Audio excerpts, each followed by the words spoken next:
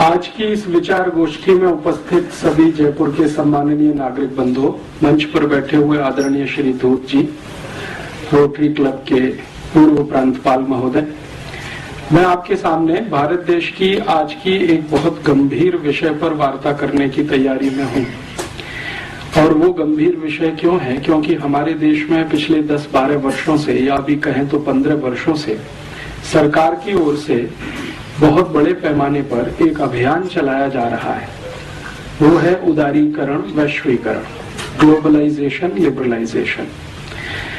पिछले 10-12-15 वर्षों से जब से ये अभियान चल रहा है, इस अभियान को अगर मैं समझ पा रहा हूँ तो ये ना तो ग्लोबलाइजेशन है, ना तो लिबरलाइजेशन है, ये भारतीय समाज का अमेरिकनाइजेशन करने की कोशिश हो रही है। क्योंकि अगर ग्लोबलाइजेशन की हम बात करें और लिबरलाइजेशन की बात करें तो वो बात कुछ दूसरे तरह की होती है। जैसे हम कहते हैं कि दुनिया जो है ना सबके लिए खुली है। अगर दुनिया सबके लिए खुली है और बार बार एक मुहावरा इस्तेमाल होता है कि अब पूरा विश्व एक गांव हो गया है, कोई कहीं भी आ सकता है, कोई कहीं भी जा सकता है, तो इस दृष्टि से मैंने उदारीकरण, वैश्वीकरण को समझने की कोशिश की है कि क्या सच में विश्व एक गांव हो गया है। तो मेरे मन में जो प्रश्न आता है वो और जो हो रहा है वो, दोनों को जब मैं देखने की कोशिश करता हूं तो पता चलता है कि ऐसा तो कुछ भी नहीं हो रहा है।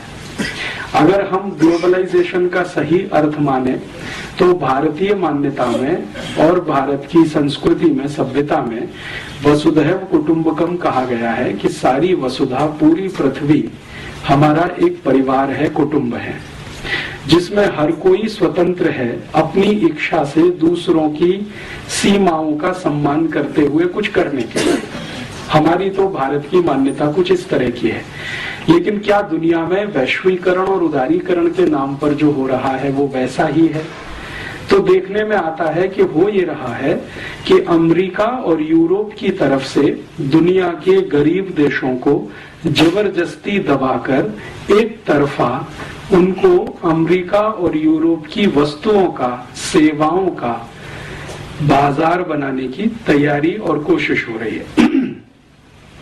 जब हम सही वैश्वीकरण की बात करते हैं तो उसका मतलब यह है कि जिसके पास जो कुछ है, कहते हैं ना कि दुनिया में, अभी भारत में हमारे वर्तमान प्रधानमंत्री डॉक्टर मनमोहन सिंह इस वैश्वीकरण, उदारीकरण के बहुत बड़े पैरोकार हैं और बहुत बड़े समर्थक हैं। वो हमेशा एक तर्क देते हैं कि दुनिया में सभी लोगों को सस्ती और अच्छी वस्तुओं का खरीदने का और उपभोग करने का अधिकार है। तो ठीक है, किसी देश के पास बहुत अधिक मात्रा में सस्ती और अच्छी वस्तुएं हैं तो वो दूसरे देश में जाकर उनको बेचे। लेकिन इसके विपरीत अगर किसी देश के पास बहुत अच्छा और सस्ता श्रम है तो वो भी किसी दूसरे देश में जाकर बेचे। एक तरफ वस्तुएं हैं, एक तरफ श्रम है और एक तरफ पूंजी है। अगर किसी देश के पास बहुत सरप्लस में पूंजी है, बहुत अधिक मात्रा में पैसा है, जो पिछले 500-700 वर्षों में किसी ऐतिहासिक प्रक्रिया के तहत इकट्ठा हुआ है, जैसे यूरोप और अमेरिका में, तो वो तो स्वतंत्र हैं अपना पैसा लेकर कहीं भी जाने के लिए, कहीं भी लगाने के लिए, कहीं भी इन्वेस्ट करने के लिए, और सारे के सारे नियम, कायदे, कानून उसी हिसाब से बन रहे हैं। WTO की, विश्व व्यापार संगठन की, अंतर्राष्ट्रीय मुद्रा कोष और विश्व बैंक की जो शर्तें हैं वो कुछ इस तरह की हैं कि अमीर देश अपनी पूंजी को लेकर किसी भी देश में जाएं, कुछ भी उत्पादन करें, बिक्री करें और मुनाफा लेकर अपने देश में आएं। तो जब भी उनसे ये बात होती है कि भैया आप अपनी पूंजी लेकर दुनिया के अगर किसी भी देश में जा सकते हैं, तो जिन देशों के पास पूंजी नहीं है उनके पास दूसरी कोई चीज है, तो वो उसे लेकर दूसरे किसी भी देश में जाने की उनको छूट होनी चाहिए। जैसे भारत के बारे में मैं बात करूं, अफ्रीका के बारे में बात करूं, एशिया के देशों के बारे में बात करूं, तो हमारे पास पूंजी अधिकता में नहीं है, क्योंकि एक ऐतिहासिक प्रक्रिया के तहत पिछले 500 साल में हमारी पूंजी को लूटा गया है। गुलाम बनाकर, कभी अंग्रेजों के द्वारा, कभी फ्रांसीसियों के द्वारा, कभी डच लोगों के द्वारा, कभी स्पेनिश लोगों के द्वारा समय समय पर हमारे देशों को, हमारे जैसे देशों को गुलाम बनाकर हमारी पूंजी को लूटा गया। तो हमारे पास तो सरप्लस में पूंजी नहीं है, लेकिन हमारे पास सरप्लस में श्रम है, लेबर है और स्किल्ड लेबर है। तो उदारीकरण में क्यों नहीं हमको इस बात की छूट होनी चाहिए कि हम हमारे अतिरिक्त श्रम को, अतिरिक्त लेबर को लेकर दुनिया के किसी भी देश में जाएं और उनको वहां हम काम पे लगाएं और उनके श्रम का जो मूल्य मिले वो भारत में लेके आएं। इसका अर्थ यह है कि हम हमारा दरवाजा अगर विदेशी पूंजी के लिए खोलते हैं तो अमेरिका और यूरोप के देशों के दरवाजे हमारे श्रमिकों के लिए क्यों ना खुले। भाई जिसके पास जो सरप्लस है वो अपना बेचे बाजार में। तो यूरोप और अमेरिका के पास वस्तुओं की अधिकता है और पूंजी की अधिकता है, क्योंकि वो मास प्रोडक्शन वाले लोग हैं। तो अपनी वस्तु और पूंजी को लेकर अगर वो हमारे यहाँ आना चाहते हैं तो हमारे पास श्रम की अधिकता है क्योंकि जनसंख्या बहुत है। चीन के पास श्रम की अधिकता है क्योंकि जनसंख्या बहुत है। तो हमारे मजदूरों को उन देशों में जाने की खुली छूट होनी चाहिए। अर्थात किसी भी देश में भारत के मजदूरों को जाने के लिए वीजा एप्लीकेशन क्यों होना चाहिए ग्लोबलाइजेशन में। जब उनकी पूंजी हमारे देश में आती है और बिना किसी रोक टोक के आती है तो हमारे श्रम को उनके देश में जाने के लिए रुकावट क्यों होनी चाहिए। अमेरिका और अमेरिका समर्थक देशों में वीजा के लिए रुकावट क्यों होनी चाहिए। भारत के नागरिकों को दूसरे देशों में जाने के लिए वीजा की आवश्यकता क्यों होनी चाहिए, क्योंकि हमारे पास श्रम है, उनके पास पूंजी है। दुनिया में दो ही चीजें होती हैं जो उत्पादन में मदद करती हैं, या तो पूंजी मदद करती है या श्रम मदद करता है। और पूंजी अकेले तो कुछ नहीं करती बिना श्रम के, बिना लेबर के पूंजी तो कुछ नहीं कर सकती, क्योंकि वो तो अपने आप में मृत वस्तु है, उसमें तो जान नहीं है, जीवित नहीं है। तो हमारे पास जो जीवित है वो हमारा श्रम है। तो हम हमारे नागरिकों को श्रमिक बनाकर करोड़ों की संख्या में अमेरिका क्यों न भेज दें। मान लीजिए हमारे 20 करोड़ श्रमिक हैं, अमेरिका उनको ले ले। हमारे पास 50 करोड़ श्रमिक हैं, यूरोप के देश उनको ले लें। तब हम उनके देश की पूंजी ले लें तो बात बराबर बैठती है और तब हम उसको ग्लोबलाइजेशन कह सकते हैं कि भाई तुम्हारे पास कुछ अधिक है तो तुम दे रहे हो, हमारे पास कुछ अधिक है तो हम दे रहे हैं तुमको। ये लेन देन अगर बराबर के स्तर पर होता है तब तो कुछ ठीक बैठता है और उसको हम ग्लोबलाइजेशन कह सकते हैं।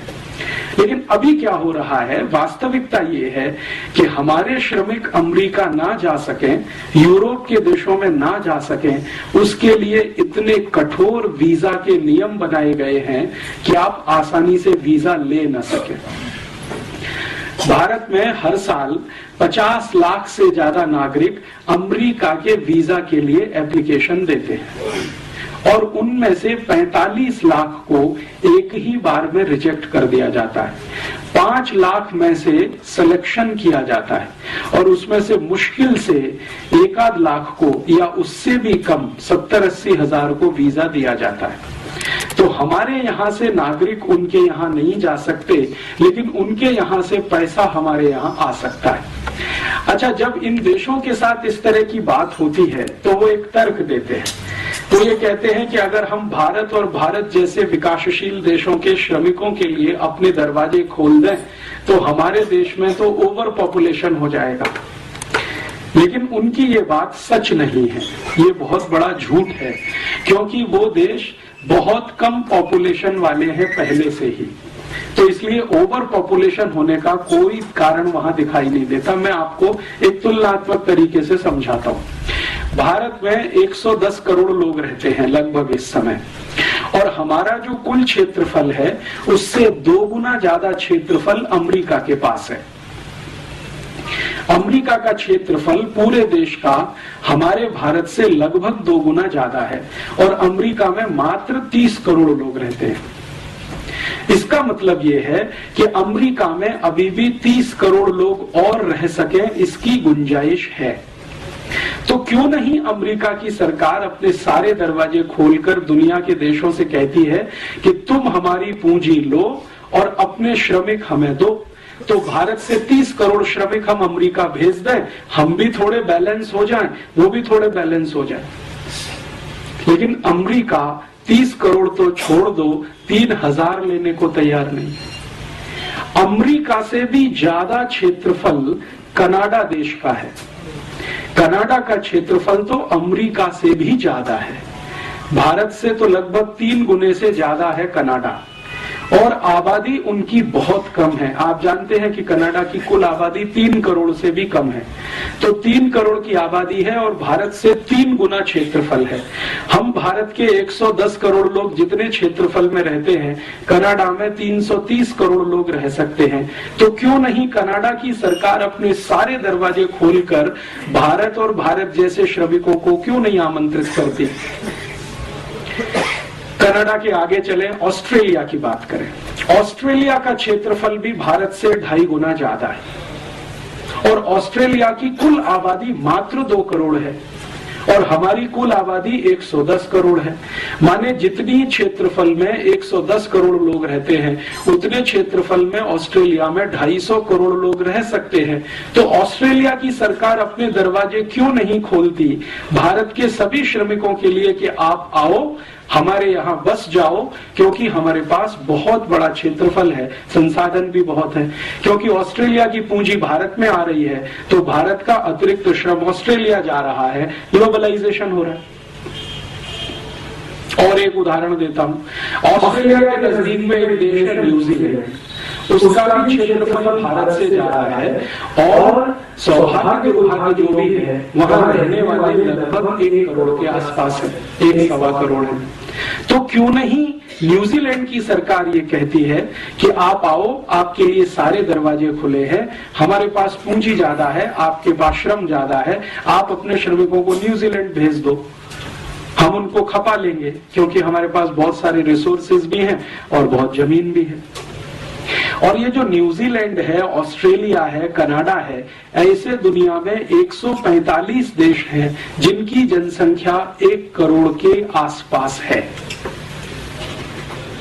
और ये 145 देश 1-1 करोड़ के आसपास की जनसंख्या में रहते हैं। और भारत और चीन जैसे जो देश, 2 देश जहां की कुल जनसंख्या लगभग 250 करोड़ के आसपास है, वो इनसे कम क्षेत्रफल में रहते हैं। तो चीन और भारत के पास श्रम बहुत है, एशिया के पास श्रम बहुत है। तो एशिया के श्रमिकों के लिए यूरोप और अमेरिका के दरवाजे खुले, तो हम उनकी पूंजी के लिए अपना दरवाजा खोलें, तब तो बात बनती है ग्लोबलाइजेशन, उदारीकरण, वैश्वीकरण, जिसको हम ईमानदारी से कहें। लेकिन अभी क्या हो रहा है? अभी ऐसा नहीं हो रहा है। अभी जो हो रहा है पिछले 12-15 वर्षों से वो ये कि भारत के श्रमिक और चीन के श्रमिक, बांग्लादेश के श्रमिक या पाकिस्तान के श्रमिक यूरोप के देशों में घुस नहीं सकते। इतने कठोर वीजा के कानून पिछले 10-12 वर्षों में बनाए गए और ना सिर्फ कठोर कानून बनाए गए हैं बल्कि बेईमानी भी शुरू की गई है। बेईमानी क्या शुरू की गई है? मैंने आपसे कहा कि 50 लाख हिंदुस्तानी हर साल अमेरिका के लिए वीजा एप्लीकेशन देते हैं, उनमें से 45 लाख को तो रिजेक्ट कर दिया जाता है। लेकिन आप जानते हैं कि वीजा एप्लीकेशन करते समय फीस देनी पड़ती है और औसतन फीस अगर आप $500 मान लें, क्योंकि अलग अलग कैटेगरी के वीजा हैं और अलग अलग तरह की फीस है, तो हम सामान्य रूप से माने कि $500 की फीस एक एप्लीकेशन के साथ हमको देनी है, तो 50 लाख एप्लीकेशन में $500 का मल्टीप्लिकेशन कर लें। तो आप कल्पना करें कि हम हजारों, लाखों, करोड़ों डॉलर वीजा एप्लीकेशन फीस के साथ दे रहे हैं। तो जब वीजा हमारा रिजेक्ट किया जा रहा है तो ईमानदारी के साथ हमारी फीस वापस होनी चाहिए। लेकिन अमेरिका की कोई भी एम्बेसी हमारी वीजा फीस को वापस नहीं करती है। इसका मतलब ये है कि अमेरिका की सभी एम्बेसियां पूरी बेईमानी के साथ इस देश को लूटने में लगी हुई हैं। ईमानदारी तो ये है कि अगर आप हमारा वीजा नहीं दे सकते तो फीस वापस कर दो और कह दो कि भाई आप अमेरिका जाने के लायक नहीं है। लेकिन हमारी फीस भी नहीं देते, पैसा भी रख लेते हैं, अपमान करके हमको एम्बेसी से निकाल भी दिया जाता है, फिर भी हम वहां लाइन लगा के खड़े रहते हैं। मैंने बहुत दुखद दृश्य मेरी आंखों से बार बार देखा है। दिल्ली, मुंबई, कलकत्ता, मद्रास में भारत के लोग गुलामों की तरह से अमेरिका एम्बेसी में वीजा के लिए लाइन लगाते हैं, जैसे भेड़ बकरियां लाइन लगाती हैं, और उनके साथ इतनी बदतमीजी और इतने अपमान का व्यवहार किया जाता है कि वो सुसाइड कर लेना वहां ज्यादा सम्मानजनक होता है। हर क्षण अपमान करते हैं। आपको इंटरव्यू के लिए बुलाया जाएगा और बहुत ही बदतमीजी के साथ आपसे सवाल किए जाएंगे। और सिर्फ इतना ही अपमान नहीं करते हैं, आप गलती से वीजा पा गए और अमेरिका के हवाई अड्डे पर पहुंच गए तो आपके कपड़े उतार सकते हैं और पूरे के पूरे उतार सकते हैं। और ये कोई साधारण आदमी के साथ होता हो तो हम चलो मान लेते हैं, लेकिन ये हमारे रक्षा मंत्रियों के साथ होता है, मुख्यमंत्रियों के साथ होता है। अभी थोड़े दिन पहले आप जानते हैं कि इस भारत देश के मध्य प्रदेश के मुख्यमंत्री श्री बाबूलाल गौर अमेरिका प्रवास पे गए और हवाई अड्डे पर सारे कपड़े उतरवा लिए। और श्री बाबूलाल गौर कहते हैं खुद कि मैं सिर्फ अंडरवियर पहने हुए था, बाकी सब उतारना पड़ा। इसी तरह से हमारे देश के एक बहुत बड़े समाजवादी नेता जॉर्ज फर्नांडीज जब भारत के रक्षा मंत्री की हैसियत से अमेरिका गए तो उनके सारे कपड़े उतार दिए, सिर्फ अंडरवियर पहने रह गए। तो भारत के रक्षा मंत्री का, भारत के मुख्यमंत्री का किसी भी हवाई अड्डे पर कपड़े का उतार दिया जाना, ये इस बात को बताता है कि उनकी जो मानसिकता है हमारे प्रति गुलामी वाली, वो अभी गई नहीं है। वो हमको अभी भी गुलाम मानते हैं। तो फिर ग्लोबलाइजेशन कैसे हो सकता है? जो भी कुछ हो रहा है वो अमेरिकनाइजेशन ही हो रहा है। वहां से तो सब कुछ यहाँ आए, वहां की कंपनियां यहाँ आए, वहां की सेवा करने वाली संस्था यहाँ आए, वहां के विशेषज्ञ यहाँ आए, डॉक्टर्स आए, चार्टेड अकाउंटेंट्स आए, इंजीनियर्स आए, वहां के एडवोकेट्स भारत में आए, सब कुछ वहां का यहाँ आए। वहां की दाल आए, चावल आए, चना आए, मटर आए, वहां की सब्जियां आए, सब कुछ। यहां से कुछ ना जाए वहां की संस्कृति आए, वहां की सभ्यता आए, वहां की परंपरा आए, सब कुछ आए, यहां से कुछ ना जाए वहां। तो ये तो कुछ ग्लोबलाइजेशन नहीं है और ये तो कुछ लिबरलाइजेशन भी नहीं है। और ग्लोबलाइजेशन और लिबरलाइजेशन के सही शब्दों को अगर अर्थ करना सीखें, उदारीकरण और वैश्वीकरण की सही परिभाषा करना सीखें, तो हमारे यहाँ संस्कृति में बहुत विस्तार पूर्वक कहा गया वसुधैव कुटुंबकम, मतलब पूरी दुनिया आपके लिए परिवार जैसी है। माने दुनिया के साथ आप परिवार जैसा व्यवहार करें। तो परिवार में जिस तरह का व्यवहार होता है वैसा आप दुनिया के साथ करें। ये भारतीयता और भारतीय परंपरा या भारतीय मान्यता में है। लेकिन वो व्यवहार कैसे करें? वो तो परिवार मानते नहीं है। वो तो मानते हैं कि आप गुलाम हैं, पहले भी थे, आज भी हैं, और आपकी गर्ज है जो आप अमेरिका आने के लिए वीजा एप्लीकेशन लगाते हैं। अमेरिका सरकार की कोई गर्ज नहीं है आपको बुलाने की। तो ये तो एक तरफा मामला है, ये तो दो तरफा है नहीं। तो एक तरफा मामले में तो ना तो लिबरलाइजेशन होता है, उदारीकरण होता है, ना तो वैश्वीकरण होता है।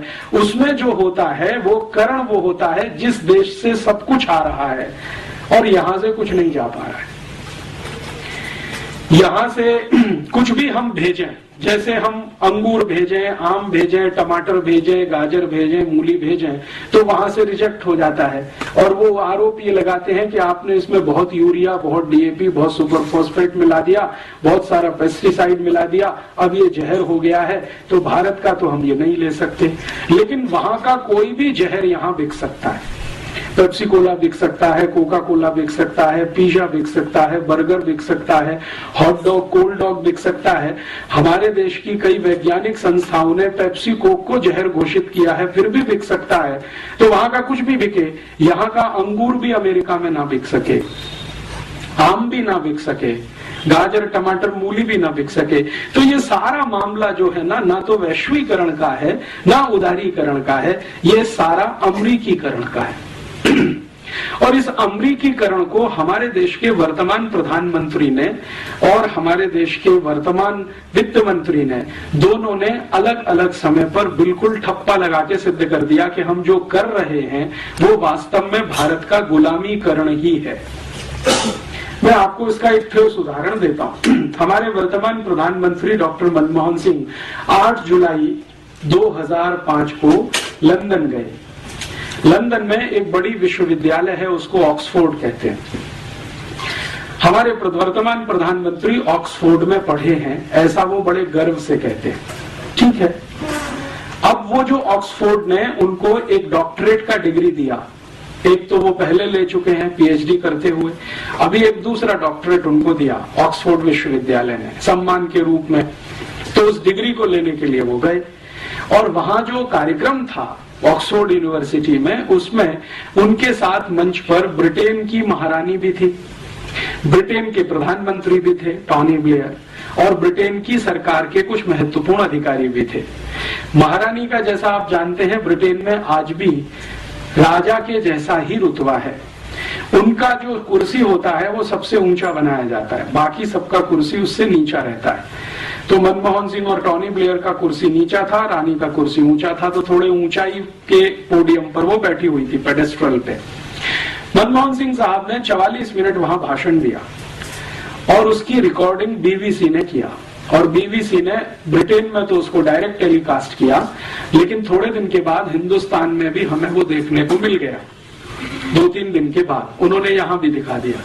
वो भाषण मैंने देखा तो मैं तो दंग रह गया। मनमोहन सिंह ने अपने 44 मिनट के पूरे भाषण में जो कुछ कहा वो किसी भी स्वाभिमानी भारतीय के लिए शर्म से डूब मरने जैसा है। उन्होंने कहा कि हम भारतवासियों से तो बहुत बड़ी गलती हो गई जो हमने अंग्रेजों को भगा दिया अपने देश में से। ये उनका ऑक्सफोर्ड यूनिवर्सिटी में भारत के प्रधानमंत्री के रूप में वक्तव्य है कि हमसे तो बहुत बड़ी गलती हो गई जो हमने अंग्रेजों को भगा दिया। तो क्यों हो गई ये गलती? तो वो कह रहे हैं कि अंग्रेजों की सभ्यता ने तो हमको बहुत कुछ सिखाया है, अंग्रेजों की संस्कृति से तो हमको बहुत कुछ सीखने को मिला है, अंग्रेजी शिक्षा से तो हमें बहुत कुछ लाभ हुआ है, अंग्रेजी विज्ञान और तकनीकी ने तो हमें बहुत ऊंचा उठाया है। हम तो भारतवासी अंग्रेजों के आने के पहले अंधकार युग में रहते थे, अंग्रेजों ने हमको प्रकाश में लाया। तो इसलिए अंग्रेजों की सभ्यता, उनकी संस्कृति, उनकी परंपरा, उनकी भाषा, उनका रहन सहन, और उसके भी आगे जाकर उन्होंने कहा कि अंग्रेजों की न्याय व्यवस्था न होती तो हमको तो मालूम नहीं था न्याय कैसा होता है। जो अंग्रेजों की अंग्रेजी नहीं होती तो हम तो दुनिया के ज्ञान से बिल्कुल वंचित थे, हमको तो ज्ञान भी नहीं होता। इतनी बातें 44 मिनट में वो बोल गए। उनका जो पहला ही वाक्य है, अगर हम उसको ठीक से समझने की कोशिश करें कि हमसे तो गलती हो गई जो हमने अंग्रेजों को भगा दिया, इसका सीधा सा मतलब ये है कि अंग्रेजों को भगाने वाले जितने भी भारतीय थे वो सब मनमोहन सिंह की नजर में गलत हैं।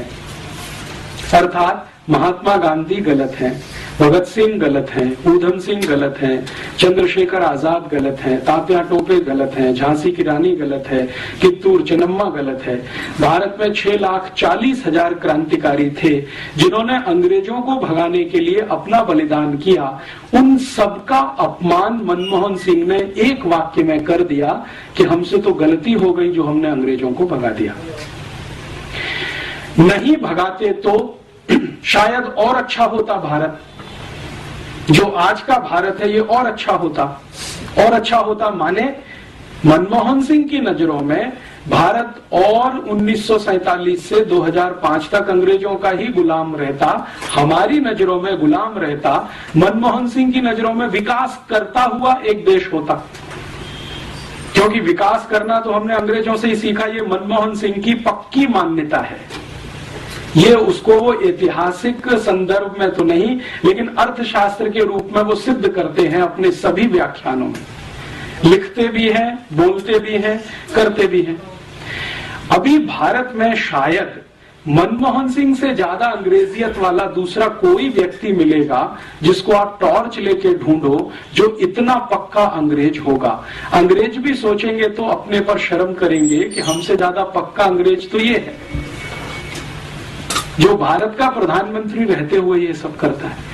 अच्छा, 44 मिनट का भाषण बोल देने के बाद जब उनको डिग्री दी गई तो उसके एक कदम आगे जाकर उन्होंने क्या किया, मैंने आपको कहा ना कि विक्टोरिया जो उनकी रानी है वो बैठी हुई थी, उसका मंच थोड़ा ऊंचा था, तो मनमोहन सिंह उसके पास गए, लिटरली घुटनों के बल उसके सामने बैठे और वो कागज हाथ में लिए हुए। जैसे हम किसी भगवान के सामने घुटने में बैठकर वो जो प्रणाम करते हैं ना, मनमोहन सिंह ने ठीक उसी अदा में, स्टाइल में विक्टोरिया को प्रणाम किया, घुटनों पे बैठकर, आगे झुककर। इतनी गुलामी अभी तक भारत में है प्रधानमंत्री स्तर के नेता में। अगले दिन लंदन के बहुत सारे अखबारों में बहुत कुछ छपा और एक अखबार ने तो सीमा तोड़कर लिखा कि अभी हमें सोचना पड़ेगा कि भारत आजाद हो गया है हमारी गुलामी से। एक अखबार ने लिखा कि अगर मनमोहन सिंह एक व्यक्ति के रूप में इंग्लैंड आए, लंदन आए और उनको कोई डॉक्टरेट दी जाए और उसको वो स्वीकार करें और रानी के चरणों में बैठकर प्रणाम करें तो वो सामान्य है, सामान्य व्यक्ति के रूप में। लेकिन भारत के प्रधानमंत्री के रूप में अगर वो आए हैं और इस तरह का व्यवहार करते हैं तो हमें ये सोचना पड़ेगा कि भारत स्वतंत्र हो गया है। ये जो मानसिकता है, ये मनमोहन सिंह तो मैंने एक निमित्त रूप में नाम लिया है, आपको समझ में आ जाए जल्दी, क्योंकि ये तत्काल की घटना है। लेकिन ये घटना सिर्फ एक मनमोहन सिंह के साथ नहीं है, ये भारत के उन सभी नेताओं के साथ है जो पश्चिम को, विशेष रूप से यूरोप को अपना दिशा निर्देशक मानते हैं, निर्देशक मानते हैं और मानते हैं कि जो कुछ अच्छा होगा वो पश्चिम से ही होगा, यूरोप से ही होगा, अमेरिका से ही होगा। इस तरह की बात जो मनमोहन सिंह ने अभी की है, ये कोई असामान्य नहीं है भारत में, क्योंकि पिछले आजादी के लगभग 60 वर्षों में कई प्रधानमंत्रियों के मुंह से हमने इस तरह की बातें सुनी हैं। हमारे पहले प्रधानमंत्री पंडित जवाहरलाल नेहरू तो बार बार संसद में कह रहे हैं कि भारत को यूरोप जैसा बनाना है, उसके लिए जो करना पड़े हम करेंगे, बनाना है यूरोप के जैसा। और इसको उन्होंने 1953 में स्वीकार किया है। उनकी एक चिट्ठी है जो कनाडा के प्रधानमंत्री को उन्होंने लिखी है और उस पर उन्होंने स्पष्टता से कहा है कि मेरे और महात्मा गांधी के बहुत बड़े वैचारिक मतभेद हैं भारत के विकास को लेकर। गांधी जी चाहते रहे हैं कि भारत स्वदेशी और स्वावलंबन के रास्ते पर जाए, मैं चाहता हूं कि भारत यूरोप जैसा बने। इसमें हमारे उनके बहुत मतभेद हैं, वो कनाडा के प्रधानमंत्री को कह रहे हैं। और इतना ही नहीं, आगे पत्र में तो वो वहां तक कह गए हैं कि मुझे ऐसा लगता है कि महात्मा गांधी का दिमाग खराब हो गया है। ये शब्द हैं जो पंडित नेहरू ने लिखे हैं गांधी जी के प्रति। और पत्र की अंतिम वाक्य तो उनकी इतनी खराब है, वो कहते हैं कि ये खूसट बुढ़ा, जो शब्द इस्तेमाल किया है, ये खूसट बुढ़ा जितनी जल्दी चला गया हमारे लिए उतना अच्छा। माने नेहरू जी को इस बात का कोई गम नहीं है कि गांधी जी जल्दी चले गए, 1948 में ही मर गए। वो पत्र की फोटोकॉपी मैंने बहुत संभाल के रखी हुई है। कनाडा के प्रधानमंत्री को भारत के प्रधानमंत्री द्वारा लिखा गया पत्र 1953 में 22 जुलाई की तारीख है। कनाडा के प्रधानमंत्री ने गलती से कहें या जानबूझकर कहें, उस पत्र को अपनी ऑटोबायोग्राफी में अभी छाप दिया है और वो थोड़े दिन में भारत में किताब बन के आएगा तो उस पर बवाल होने वाला है और जवाब देना पड़ेगा। तो नेहरू जी खुद मानते हैं कि मेरे गांधी जी से मतभेद हैं विकास के सवाल पर। और बाद में नेहरू जी का जो भारत की संसद में अलग अलग समय पर दिए गए वक्तव्य हैं, जैसे उन्होंने एक बार बहुत लंबा भाषण दिया है भारत की संसद में गाय के वध को रोकने के प्रश्न पर, गोवध रोकने के प्रश्न पर। तब लंबे भाषण में उन्होंने कहा है कि आजादी के पूर्व मैंने कहा था कि गाय हत्या बंद होनी चाहिए, लेकिन जरूरी नहीं है कि आजादी के बाद वो हो ही जानी चाहिए। और वो कहते हैं कि मैं संसद के सभी सांसदों को विनम्रता पूर्वक अपील करता हूं कि ये गोवध को रोकने के लिए जो कानून बनने जा रहा है इसको वो पास ना होने दें। अगर ये पास हुआ तो मुझे इस्तीफा देना पड़ेगा। तो उनसे जब बात की जा रही है कि आपको क्या तकलीफ है भारत की गाय की रक्षा हो, इसमें आप क्यों परेशान हैं, तो नेहरू जी कहते हैं कि ये विश्व के लोग हंसेंगे हमारे ऊपर, दुनिया हंसेगी कि हम गाय बचाने में लगे हुए हैं। दुनिया हंसेगी माने यूरोप हंसेगा हमारे ऊपर कि हम गाय बचाने में लगे हुए, क्योंकि यूरोप में तो गाय को काट के ही खाया जाता है, दूध के लिए गाय को यूरोप में पाला नहीं जाता है। ये ठीक है कि वो दूध दे देती है तो वो बाई प्रोडक्ट है, लेकिन मुख्य तो गाय का मांस है। तो दुनिया के यूरोप और अमेरिका के लोग तो हंसेंगे, और हमको तो यूरोप जैसा ही होना है, तो गो हत्या क्यों बंद होनी चाहिए भारत में। तो ये एक विचार है। ये मैंने तुलना इसलिए की है कि ये मनमोहन सिंह महोदय ने जो कुछ बोल दिया है वो कोई आश्चर्य की बात नहीं है, क्योंकि भारत में पिछले 60 साल से ये बोला जा रहा है। अगर नेहरू जी ये बोल सकते हैं तो मनमोहन सिंह के बोलने में क्या तकलीफ है। और आप कहेंगे जी ये नेहरू जी और मनमोहन सिंह तक सीमित है, तो ये ऐसा नहीं है।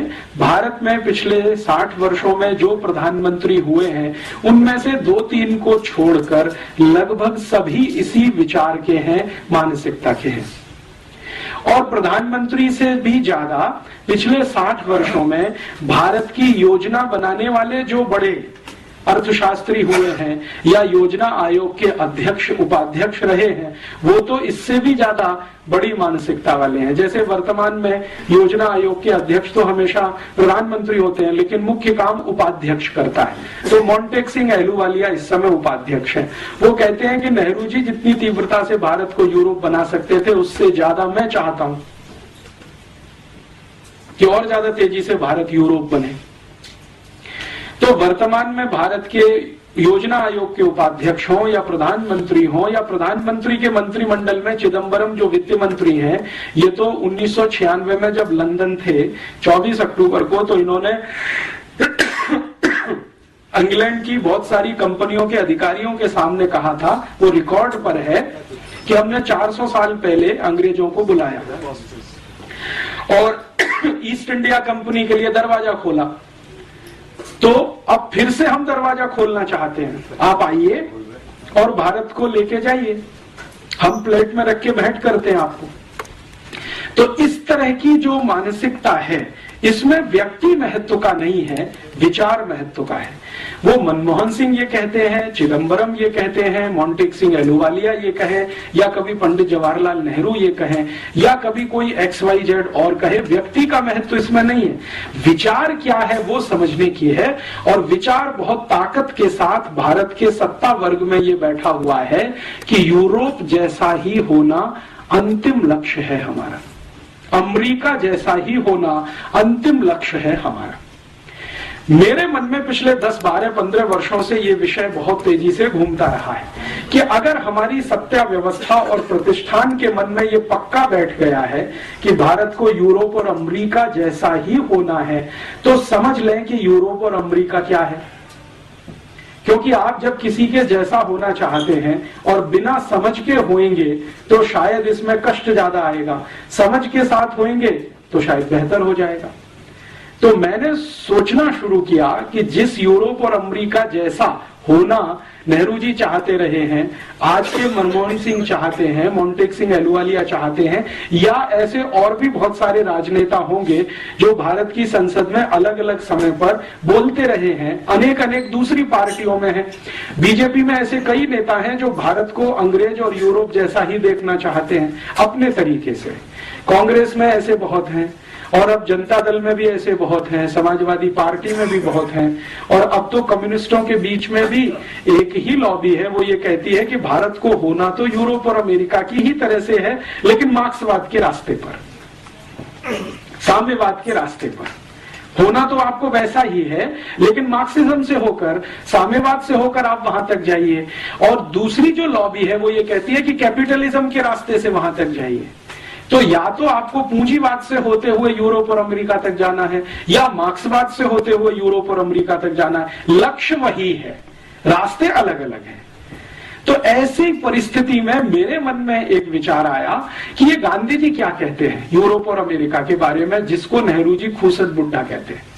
गांधी जी के मन में क्या है?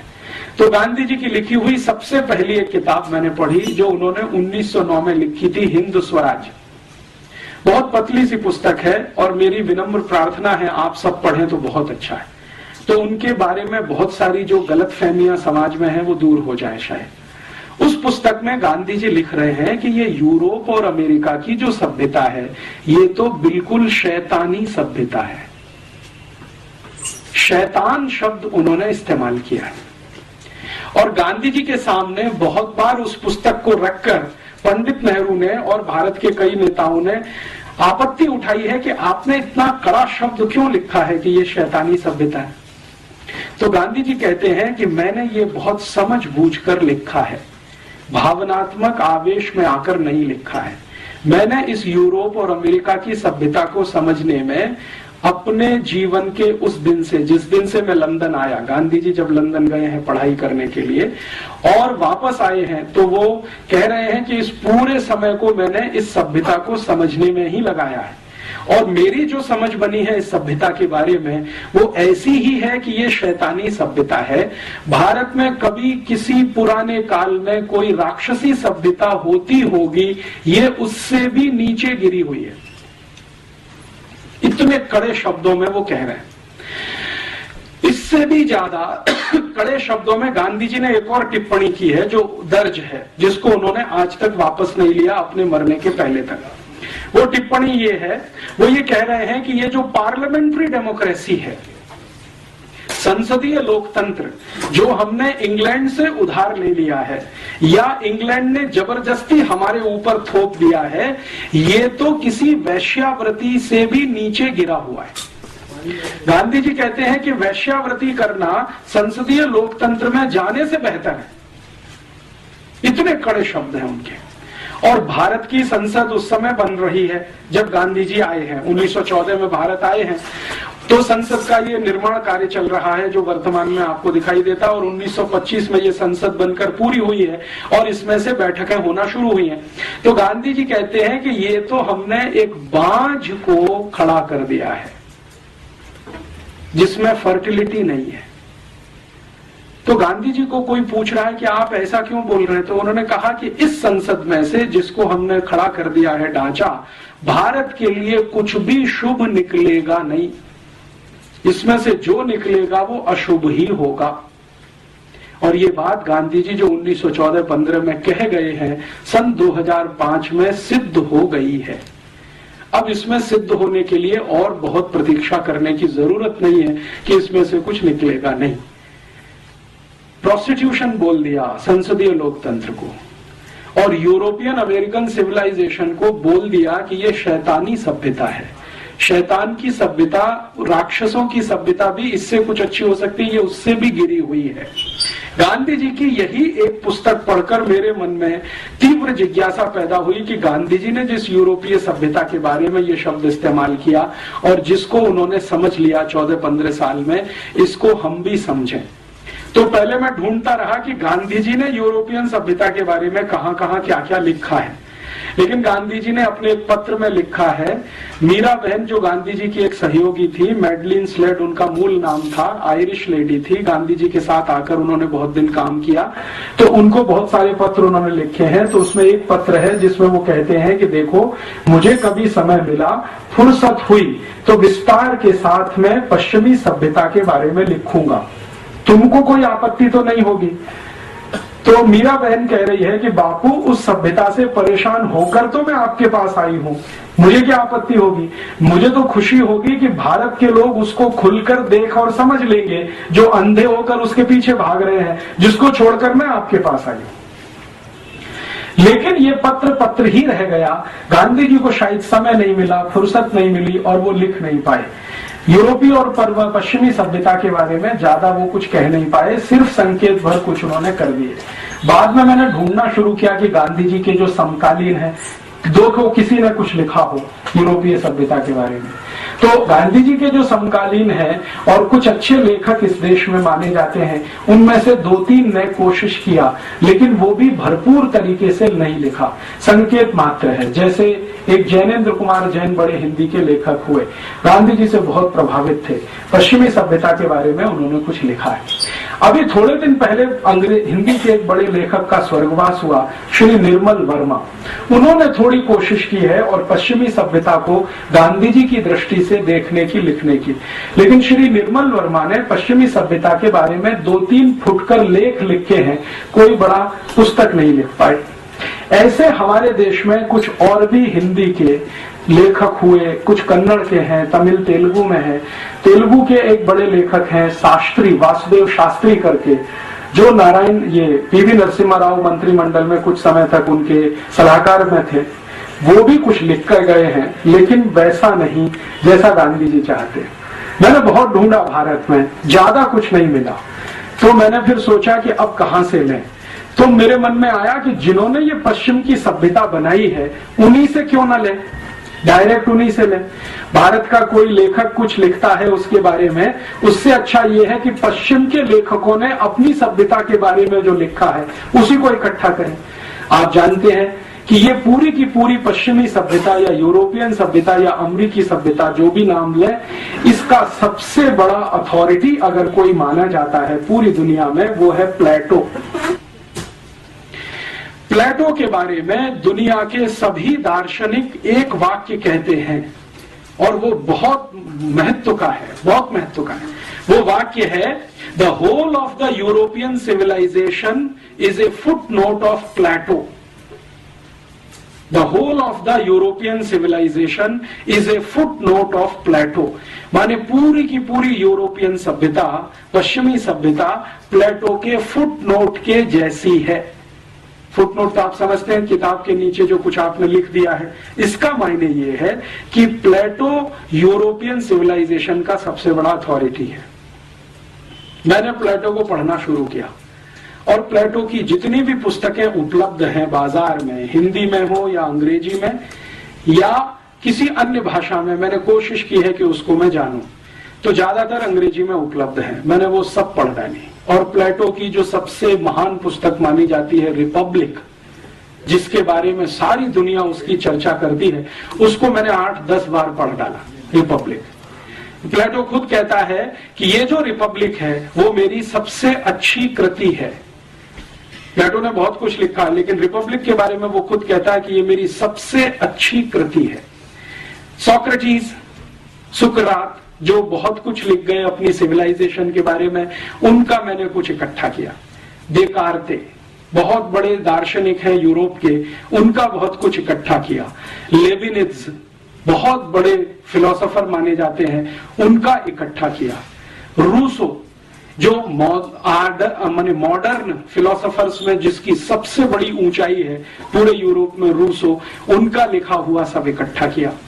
और यूरोप की अलग अलग विश्वविद्यालयों में अलग अलग समय पर उनकी सभ्यता के बारे में जो रिसर्चेस हुए हैं, उनके पेपर्स भी इकट्ठे किए।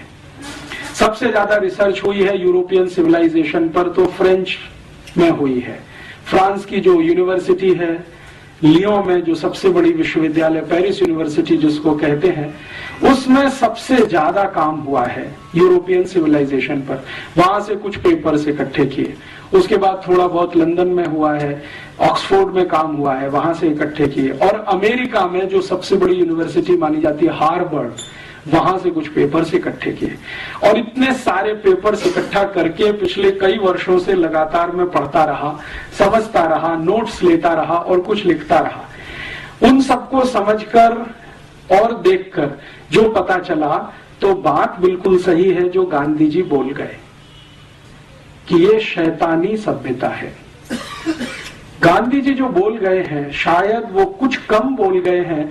इतना सब पढ़ने के बाद मुझे लगता है कि ये उससे भी ज्यादा आगे गिरी हुई सभ्यता है। इस सभ्यता के कुछ बिंदु मैं आपके सामने अभी लाना चाहता हूं। जिस यूरोपियन और अमेरिकन सिविलाइजेशन की तरफ हम अंधे होकर दौड़ रहे हैं, हमसे मतलब हमारी राज व्यवस्था, हमारी जो पॉलिटिकल इकोनॉमी है, वो अंधा होकर जो दौड़ रही है और हमारे देश के जो राज्य चलाने वाले लोग हैं उसको मैं समझना चाहता हूं कि इसमें बुराई क्या है और कुछ अच्छाई है तो वो भी दिखाई दे। तो उस दृष्टि से मैंने थोड़ा तटस्थ होकर उनके यहाँ से कुछ इकट्ठा किया है। मेरे अपने 15 साल का जो अभ्यास क्रम है इस विषय का, वो ये बताता है कि किसी भी सभ्यता को अगर देखना हो, ठीक से समझना हो, तो उसकी प्राइवेट लाइफ आपको पता होना बहुत आवश्यक है। क्योंकि जो सिविलाइजेशन होती है वो प्राइवेट लाइफ से शुरू होती है। निजी जीवन जो होता है आपका, वो आपकी सिविलाइजेशन को पूरी तरह से बताता है। जो सार्वजनिक जीवन है वो सिविलाइजेशन को कई बार नहीं बताता। क्यों? क्योंकि सार्वजनिक जीवन में आप कई बार पाखंड कर रहे होते हैं, ढोंग कर रहे होते हैं, आप जो नहीं होते हैं उसको दिखाने की कोशिश कर रहे होते हैं। तो सार्वजनिक जीवन तो बहुत विवादास्पद हो जाता है। निजी जीवन में विवाद नहीं होता, क्योंकि वहां जो है वो है। घर के अंदर आप जैसे हैं वो आपका प्राइवेट लाइफ बता देता है कि आपकी सिविलाइजेशन कैसी है।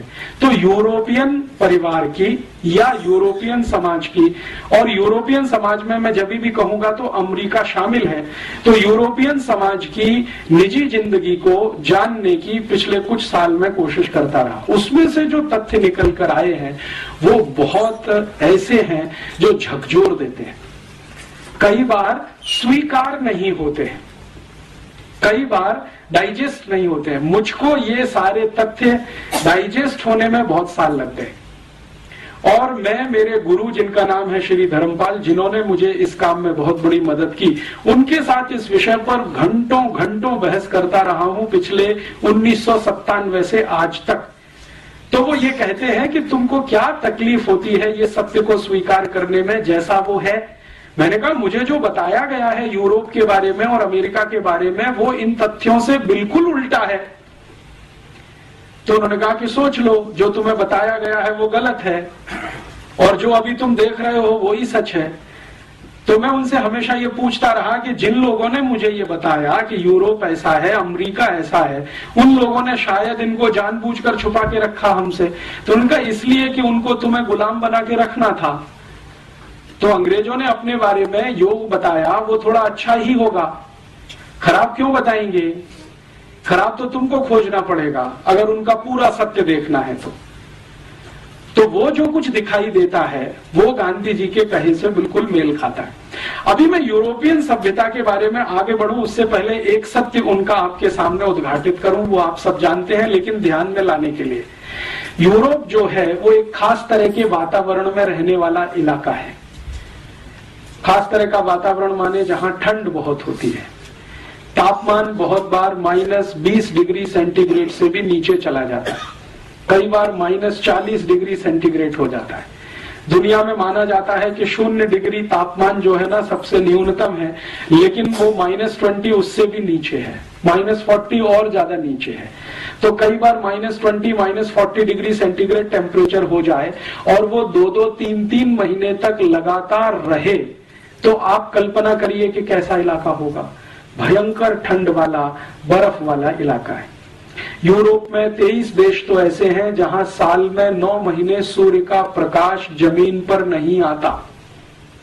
23 देशों में तो सूर्य का प्रकाश 9 महीने तक जमीन पे नहीं आता। परिणाम क्या होगा? जिन देशों में 9 महीने तक सूर्य का प्रकाश जमीन पर नहीं आएगा, वहां की जमीन में घास का तिनका कैसे उगेगा? क्योंकि पूरा का पूरा जो साइंस है, बोटेनिकल और प्लांट वैरायटीज का जो साइंस है, वो तो ये कहता है कि बिना सूर्य के प्रकाश के जमीन से अंकुरण नहीं होता। बीज आप कितना भी डालो, लेकिन उसमें अंकुरण होने के लिए जो गर्मी चाहिए वो गर्मी सूर्य ही देता है। तो बीज तो आपने डाल दिया, लेकिन अंकुरण की ताकत तो सूर्य के प्रकाश में है। 9 महीने तक सूर्य का प्रकाश जिस क्षेत्र में नहीं आएगा, वहां 9 महीने तक तो जमीन में से कुछ नहीं उगेगा। तो यूरोप के 23 देशों में साल में 9 महीने जमीन में से कुछ उत्पादन नहीं होता, और 6 महीने तक तो बर्फ ही बर्फ रहती है। और बर्फ भी इतनी होती है कि उसको काट कर हटाना उनके जिंदगी का सबसे बड़ा काम है। आज आप कनाडा चले जाइए इस समय, ऑस्ट्रेलिया चले जाइए, न्यूजीलैंड चले जाइए, फ्रांस में चले जाइए, तो वहां की सरकारों की बहुत सारी संस्थाएं और प्रशासन बर्फ हटाने के काम में ही रात दिन लगा रहता है ताकि सड़क को चलने लायक बनाया जा सके। और यूरोप में ज्यादातर घर जो होते हैं वहां दरवाजे दो तरह के हैं, एक तो आपका फ्रंट डोर है और एक छत के ऊपर से है।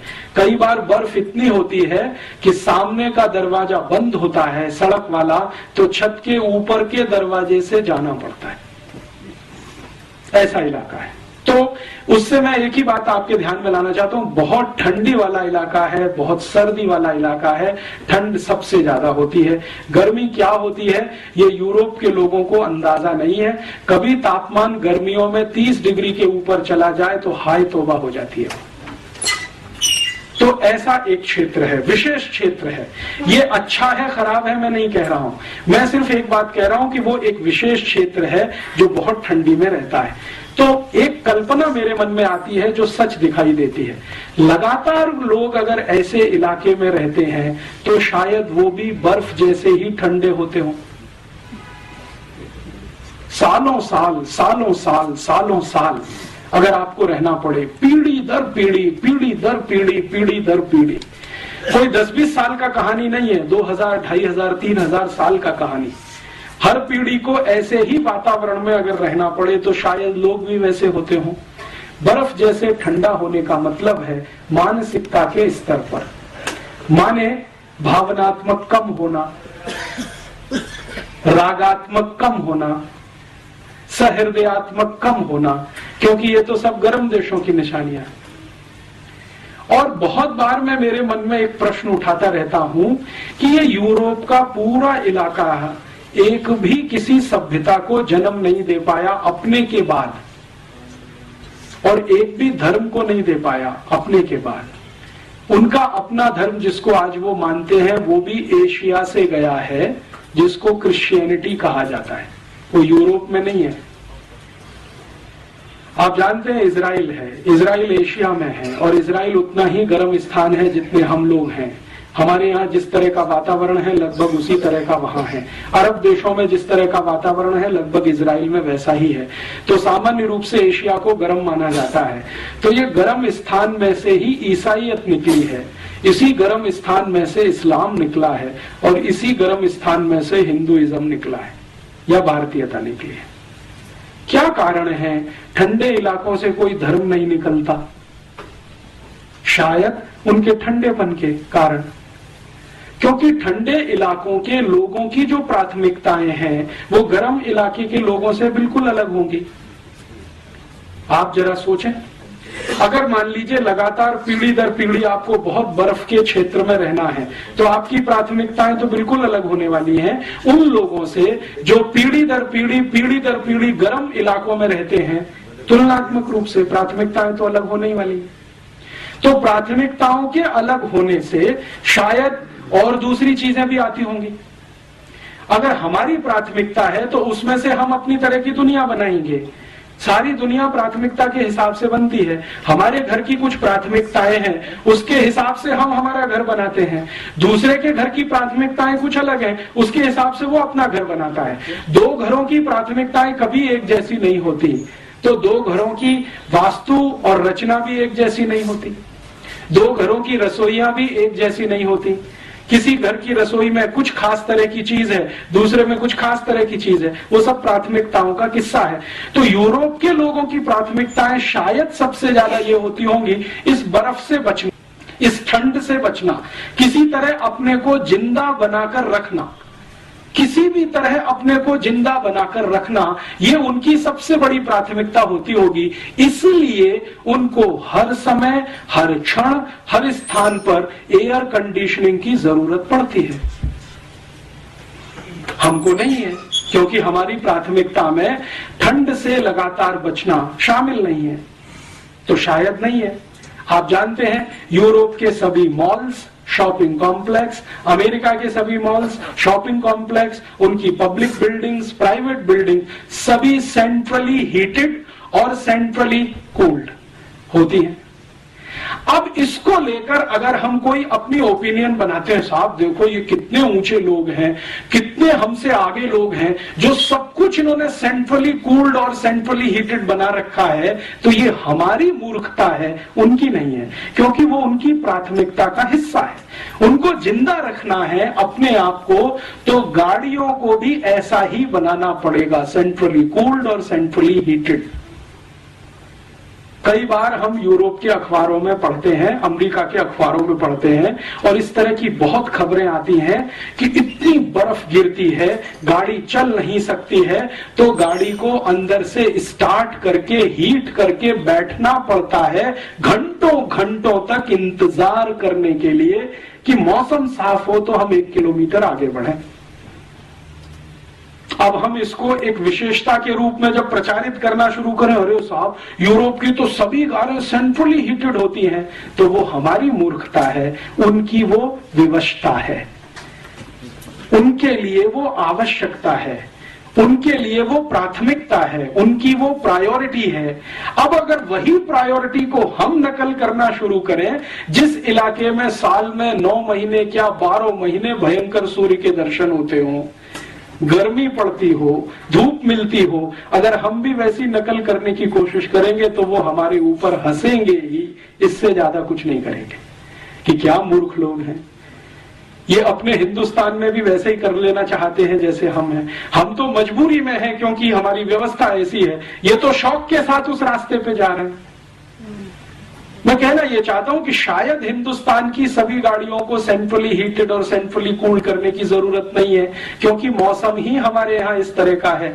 लेकिन अगर हम इसी तरह की गाड़ियां बनाते जाएं और अपने को अभ्यस्त करने की कोशिश करें, तो ये तो कुछ ऐसी ही कहानी है, बिना जाने समझे दूसरों की नकल करना, और उसको हम अपनी हीनता के साथ जोड़ें और उनकी ऊंचाई के साथ जोड़ना शुरू करें। देखो यूरोप अमेरिका वाले बहुत ऊंचे हैं, जो सेंट्रल एयर कंडीशन सिस्टम सब जगह बनाते हैं और सेंट्रली कार बनाते हैं एयर कंडीशन और हम नहीं कर पाते हैं, तो हम पीछे हैं, वो हमसे आगे हैं। इस तरह का जब तुलना करना शुरू करते हैं तो ये सिवाय हास्यास्पद होने के और कुछ नहीं। एक बार उनका क्षेत्र क्या है ये हमारे समझ में आए तो हर चीज उनको समझ में। अब देखिए, जब आप बहुत ठंड वाले इलाके में रहेंगे तो आपको अपने को गर्म रखने के लिए कुछ ना कुछ एक्स्ट्रा क्यूरिकुलर करना पड़ेगा, एक्स्ट्रा एक्टिविटीज करनी पड़ेंगी ताकि आप गर्म बने रहें। नहीं तो ठंडे पड़ गए तो आप गर्म बने रहें, इसके लिए कुछ ऐसा करते रहिए। तो आप जरा ध्यान दें, यूरोप के देशों में लोगों के अपने वैयक्तिक जीवन के जो कुछ है हिस्से, वो किस तरह के हैं। उदाहरण के लिए उनका डांस ले लें। उनके डांस में हम हमेशा देखते हैं यूरोप और अमेरिका में कि सबसे ज्यादा तेज पद संचालन होता है। अगर आप पूर्वी यूरोप में जाएं, जिसको सोवियत संघ पहले कहा जाता था, और सोवियत संघ का जो पड़ोस है, पोलैंड है, चेकोस्लोवाकिया, बल्गारिया, रोमानिया, हंगरी आदि आदि, वहां का कोई भी डांस देखें जो यूरोप का हिस्सा, तो सबसे फास्ट, सबसे तेज पद संचालन उन्हीं के नृत्य में है। क्यों? यूरोप का डांस आपने देखा, बहुत सारे ट्रुप्स आते हैं, यूरोपियन ट्रुप्स, जिनके डांस मैंने दिल्ली में देखे हैं, मुंबई में देखे हैं। वो इतना तेज क्यों करते हैं? शायद वो उनकी जरूरत होगी, क्योंकि इतना तेज करने से शायद शरीर में ऊर्जा ज्यादा पैदा होती होगी, तो शायद उस ठंड से लड़ने में मदद करती होगी। हम भारत की बात करें, भारत की कल्पना करें, यहां जो वातावरण है और व्यवस्था है ये गर्म है, और थोड़ी ज्यादा ही गर्म है। गर्मियों में तो अति गर्म है, 50 डिग्री सेंटीग्रेड है। तो 50 डिग्री सेंटीग्रेड वाले क्षेत्र में रहने वाले लोग अगर डांस बनाएंगे तो वैसा तो नहीं हो सकता जैसा उनका है, क्योंकि हमारे पास तो पहले से ही गर्मी बहुत है।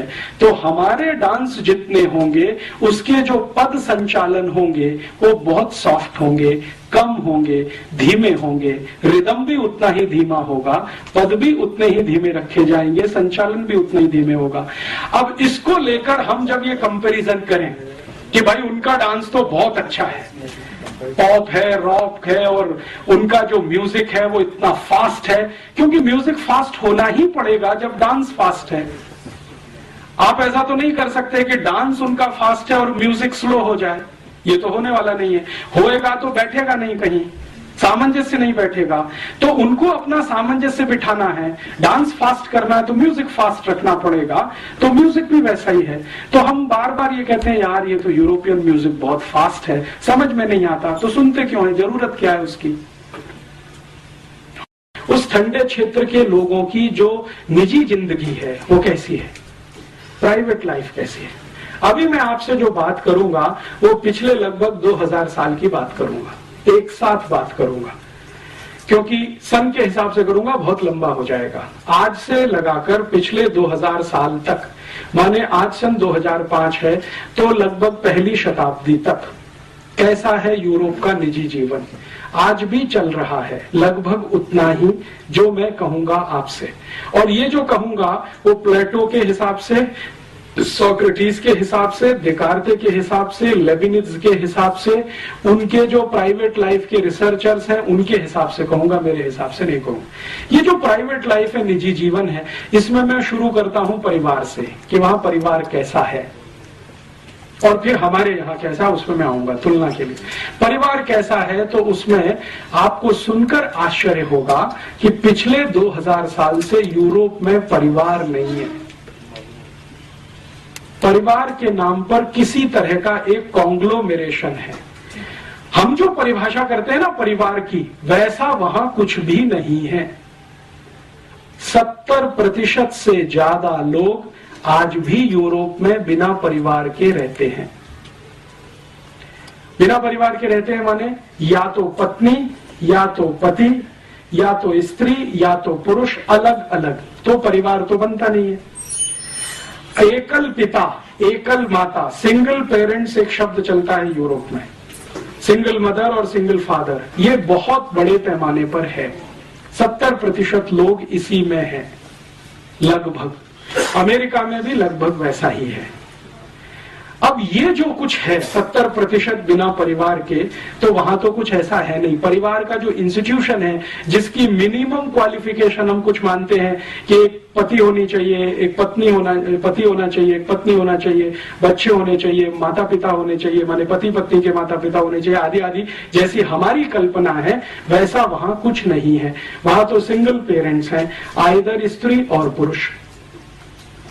अब जो है ऐसे इलाके में बच्चों की क्या स्थिति है, बच्चे कैसे हैं, तो बहुत आश्चर्य की बात है ये जानना और समझना कि पूरी की पूरी यूरोपियन सोसाइटी या यूरोपियन सभ्यता पैट्रियार्कियल है, पितृसत्तात्मक है। मातृ सत्तात्मक वहां कुछ भी नहीं है। जो कुछ भी है वो पिता के आसपास है, पिता के केंद्र में है। माता का कोई केंद्र पूरे यूरोप और अमेरिकी सभ्यता में नहीं है। प्लीज आप अगर चाहें तो इस हॉल से बाहर जाएं, प्लीज। मैं आप दोनों से कह रहा हूं, आपसे मैं दोनों से कह रहा हूं, आप चाहें तो इस हॉल के बाहर चले जाएं, क्योंकि मुझे बोलने में बहुत तकलीफ हो रही है और दूसरों को सुनने में तकलीफ हो रही है। कम से कम आप यहाँ अमेरिकी सभ्यता का ये लक्षण पेश न करें कि आप इंडिविजुअल हैं और हम सब एक समाज के। हाँ, तो वो आप मेरे व्याख्यान की बात कहिए ना, ये तो जाने की कह रहे थे, तो आप जाने दीजिए ना उनको। आप जो है इतना डिस्टरबेंस कर रहे हैं, कोई तो इतना डिस्टरबेंस नहीं कर रहा है यहाँ पे। so hot in hot country. लेकिन आप जो है इतना ज्यादा क्यों मिसबिहेव कर रहे हैं? Don't be so hot in so hot country. आपका मिसबिहेवियर मुझे हॉट होने के लिए मजबूर कर रहा है। इतनी देर से मैं देख रहा हूँ कि आप दोनों अपनी गपशप कर रहे हैं, तो बाहर जाके करें। You are talking beside the topic. ये तो आप बाद में कह सकते हैं, ठीक है, लेकिन इस तरह से आप बाहर बैठकर बात करें, ये तो भारतीय सभ्यता के अनुकूल नहीं बैठता कहीं भी। This is भारतीय अनुकूलता, they are tolerating this. हाँ। तो अगर आपको नॉनसेंस लगता है तो यहाँ से जाइए, आप यहाँ क्यों बैठे हैं? Because I am also belong to this country. हाँ, तो शांति से सुनिए उसको। अगर सुनना है तो शांति से सुनिए, उत्तर देना है तो शांति से दीजिए। ये तो कोई तरीका नहीं है कि कोई बात कर रहा है और आप बीच बीच में अपनी बात करें, तो वो बाहर जाके कर सकते हैं। आप इस हॉल में 2 दरवाजे हैं। हाँ, वो आपकी ओपिनियन हो सकती है, सबकी नहीं है वो। आपको रुचि नहीं है तो जाइए ना। आप बहस बहुत कर रहे हैं, डिस्टर्ब मत करिए। आप सबको डिस्टर्ब किए जा रहे हैं। क्या मतलब है? चलिए सर, आप बोलिए। मैं उनकी जो प्राइवेट लाइफ में परिवार की बात कर रहा था। परिवार जैसा कुछ बन नहीं पाया है आज तक। सिंगलटन सब कुछ है, एक माता है, एक पिता है और उसके साथ बच्चे चाहे तो है, नहीं तो ऑर्फेनेज में है। ज्यादातर इस तरह की स्थिति है। तो परिवार की जैसी हमारी कल्पना है वैसा कुछ नहीं है। हम जब अपनी शब्दों को इस्तेमाल करते हैं तो कल्पना भी उसके साथ हमारी ही जुड़ती है। जैसे हम कहते हैं ना यूरोपियन परिवार, तो परिवार की हमारी परिभाषा वहां बैठती नहीं है। उनकी जो परिभाषा है उसमें वो एकल परिवार भी परिवार माना जाता है। मैं कहना ये चाहता हूँ, उनके यहाँ अकेली कोई माँ अपने बच्चे के साथ रहती है तो वो परिवार ही माना जाता है। अकेला पिता अपने बच्चे के साथ रहता है तो परिवार ही माना जाता है। भारत में वो मान्यता नहीं है। भारत में तो माता पिता साथ में रहते हैं, बच्चे उनके साथ में हैं और सिर्फ माता ही पिता नहीं, उनके साथ दादा दादी भी है, नाना नानी भी है, चाचा चाची भी है, मौसा मौसी भी है, मामा मामी भी है। ये भी है तो हमारे परिवार का अंग बनता है। और इसी परिवार का एक बड़ा हिस्सा कुटुंब होता है, कुटुंब का बड़ा हिस्सा कुल हो जाता है, कुल का बड़ा हिस्सा वंश हो जाता है और वो आगे आगे बढ़ता चला जाता है। शुरू यहां से होता है हमारे यहाँ परिवार, लेकिन उनके यहाँ इस तरह का है नहीं। तो हम जब यूरोपियन परिवार या अमेरिकन परिवार कहना शुरू करते हैं तो गफलत वहीं पे हो जाती है। हम हमारे शब्दों को उनकी सभ्यता में जब फिट करने की कोशिश करते हैं तो उसमें कंफ्यूजन बहुत हो जाता है। तो अपने शब्दों को अपनी सभ्यता तक सीमित रखकर उनके शब्दों को इस्तेमाल करें तो अच्छा है। तो उनका शब्द है फैमिली। फैमिली माने परिवार नहीं होता। जो मैं ध्यान में लाना चाहता हूं वो ये, जब हम भाषांतर करते हैं तो बहुत बड़ा नुकसान करते हैं अपने साथ। जैसे भारत में हमने भाषांतर कर दिया, रिलीजन माने धर्म कर दिया। अब रिलीजन बिल्कुल अलग है। प्लेटो की जो डेफिनेशन है रिलीजन की, वो हमारे धर्म पर फिट ही नहीं बैठती कहीं। हम जब धर्म की बात करते हैं तो ये है कि जो धारण कर सके, धारण करने योग्य है, वो सब कुछ धर्म है। उनके यहाँ ये कहीं है ही नहीं, पूरी फिलॉसफी में नहीं है। धारण करने योग्य वहां कुछ है ही नहीं जिसे वो कहें। वो रिलीजन को क्या मानते हैं? आपने तिलक ऐसे लगाया, ऐसे लगाया, घंटा ऐसे बजाया, वैसे बजाया, अगरबत्ती लगाई कि मोमबत्ती जलाई, केक काटा के, ये उनके यहाँ सब कुछ रिलीजन में काम आता है कहने के लिए। हमारे यहाँ तो ये रिलीजन से बहुत दूर तक का इसका वास्ता नहीं है। इसको तो हम कर्म कांड के रूप में कहते हैं। धर्म तो बिल्कुल अलग है, कर्मकांड तो बिल्कुल अलग है। हम एक संप्रदाय वाले हैं तो हम एक तरह के कर्मकांड करेंगे, एक दूसरे संप्रदाय वाले दूसरे तरह का कर्मकांड करेंगे। दक्षिण में आप चले जाइए, कई लोग ऐसे हैं जो इस तरह से तिलक लगाते हैं, कई लोग ऐसे हैं जो इस तरह से तिलक लगाते हैं, लेकिन वो रिलीजन का हिस्सा नहीं है हमारे यहाँ, वो हमारे यहाँ कर्मकांड का हिस्सा है। तो उनके यहाँ का रिलीजन हमारे यहाँ का धर्म नहीं है, उनके यहाँ की फैमिली हमारे यहाँ का परिवार नहीं है। हमने क्या किया है, भाषा की सहूलियत के लिए भाषांतर के रूप में इन शब्दों को इस्तेमाल करना शुरू किया है और उससे बहुत कुछ गलतियां हम करते हैं और वो हमारी उन गलतियों पे हंसते हैं। हम जब फैमिली प्लानिंग की बात करते हैं ना, तो हमारे यहाँ तो फैमिली है नहीं, उसको प्लान क्या करें। उनके यहाँ फैमिली है तो उसको प्लान करना है। हमारे यहाँ तो परिवार है, उनके यहाँ तो परिवार नहीं है, फैमिली है। तो फैमिली प्लानिंग पूरा एक पॉलिसी के रूप में जब इस देश में चले तो हास्यास्पद ही दिखाई देता है। परिवार के बारे में बात करें तो कुछ समझ में आती है। तो कई बार क्या होता है कि शब्द उनके हम ले लें और अपने हिसाब से भाषांतर करके इस्तेमाल करें, वो तो उनके यहाँ फैमिली है, परिवार नहीं है। हमारे यहाँ परिवार है, उनके यहाँ नहीं है। तो अब दोनों अलग अलग हैं। और मैं जो कहना चाहता हूं इसमें कोई ऊंचा नीचा की बात नहीं है, वो अलग है, हम अलग हैं। जैसे कई बार ये कहते हैं ना, यूरोप की सभ्यता में भारत की सभ्यता में बहुत कुछ कॉमन है। ऐसा कुछ भी नहीं है जो कॉमन है। अगर कुछ है तो वो जबरदस्ती से किया हुआ है। जैसे वहां का पिज्जा आ गया, बर्गर आ गया और हमने खाना शुरू कर दिया तो कॉमन हो गया, या वहां से पेप्सी कोक आ गया, हमने पीना शुरू कर दिया तो कॉमन हो गया। वो सभ्यता का अंग नहीं है, वो नकल किया हुआ एक हिस्सा है। चाउमीन वहां से आ गया, हमने खाना शुरू कर दिया सेवई के स्थान पर, तो वो अंग नहीं बनता सभ्यता का। कॉमन है ऐसा कुछ होता नहीं है। किसी भी सिविलाइजेशन में कोई भी सभ्यता में दुनिया में आप जाइए, कुछ भी कॉमन नहीं होता है, नहीं तो सभ्यता ही नहीं बनती है। सभ्यताएं बनती ही इसलिए है कि वहां कुछ अलग है, यहां कुछ अलग है, और संस्कृति उसका एक छोटा सा हिस्सा होती है। सभ्यता कुछ बड़ी चीज है, संस्कृति उसमें छोटा सा कुछ हिस्सा जैसा है। सभ्यता और संस्कृति का अगर अंतर समझना चाहें तो भारत के हिसाब से, यूरोप में तो ये अंतर भी नहीं है, यहां के हिसाब से मैं एक उदाहरण आपको देता हूं।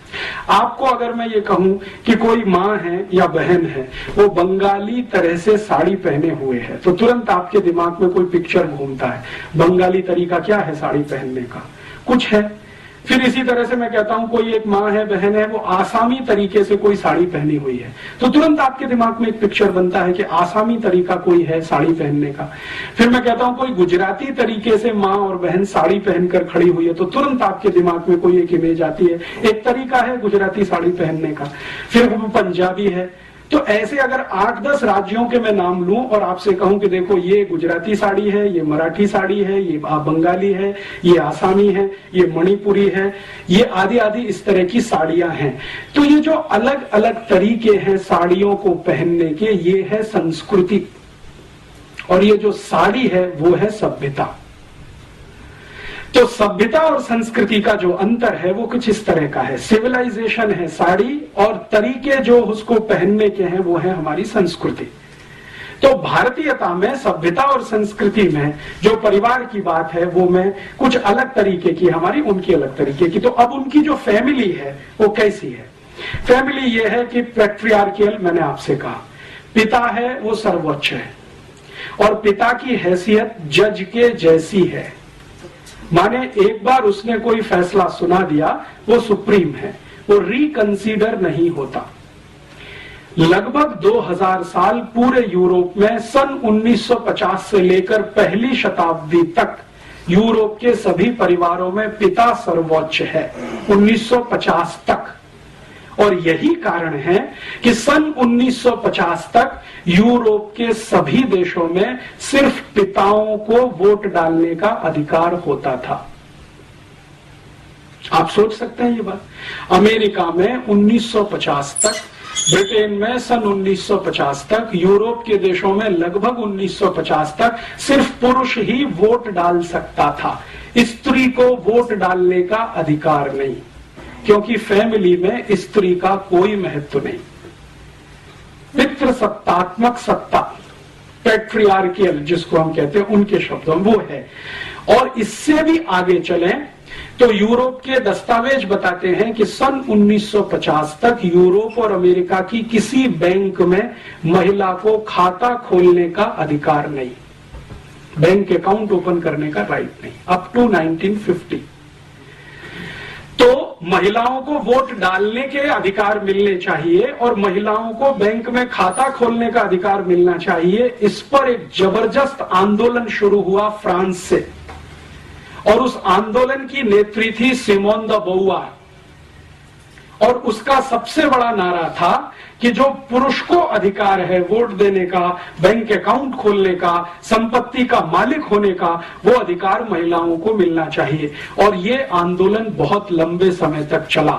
ज्यों पाल सार्त्र, जो बहुत बड़ा फिलोसोफर माना जाता है फ्रांस का और अभी यूरोप का, सिमोन द बोवार जो उसकी सहयोगी थी, इन लोगों ने मिलकर ये बहुत बड़ा कैंपेन स्टार्ट किया, जिसको फेमिनिज्म माना जाता है या फेमिनिज्म मूवमेंट कहा जाता है। स्त्री मुक्ति आंदोलन जैसा हम उसका भाषांतर भारत में करते हैं। स्त्री को मुक्ति किससे?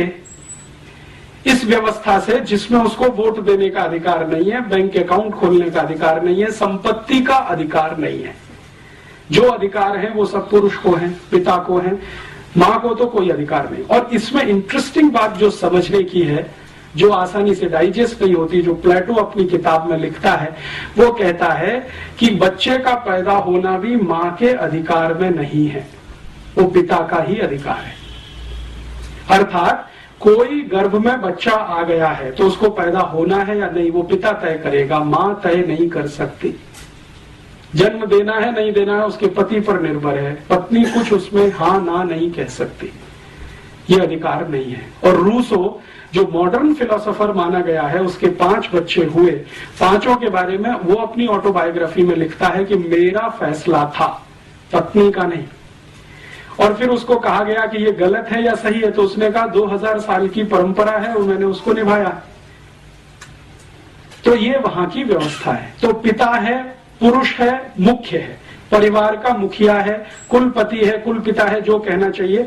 अभी जो तय करेगा वही तय करेगा, माता कुछ तय नहीं कर सकती। और इससे भी आगे यूरोप के सभी गांवों में, अब शहरों में थोड़ा ये बंद हुआ है पिछले 50 साल से, यूरोप के गांवों में आज भी बहुत सारी जनजातियां हैं जिनको यूरोप में आदिवासी कहा जाता है। वहां अभी भी यही है, पिछले 50 वर्षों में वहां नहीं कुछ बदला है।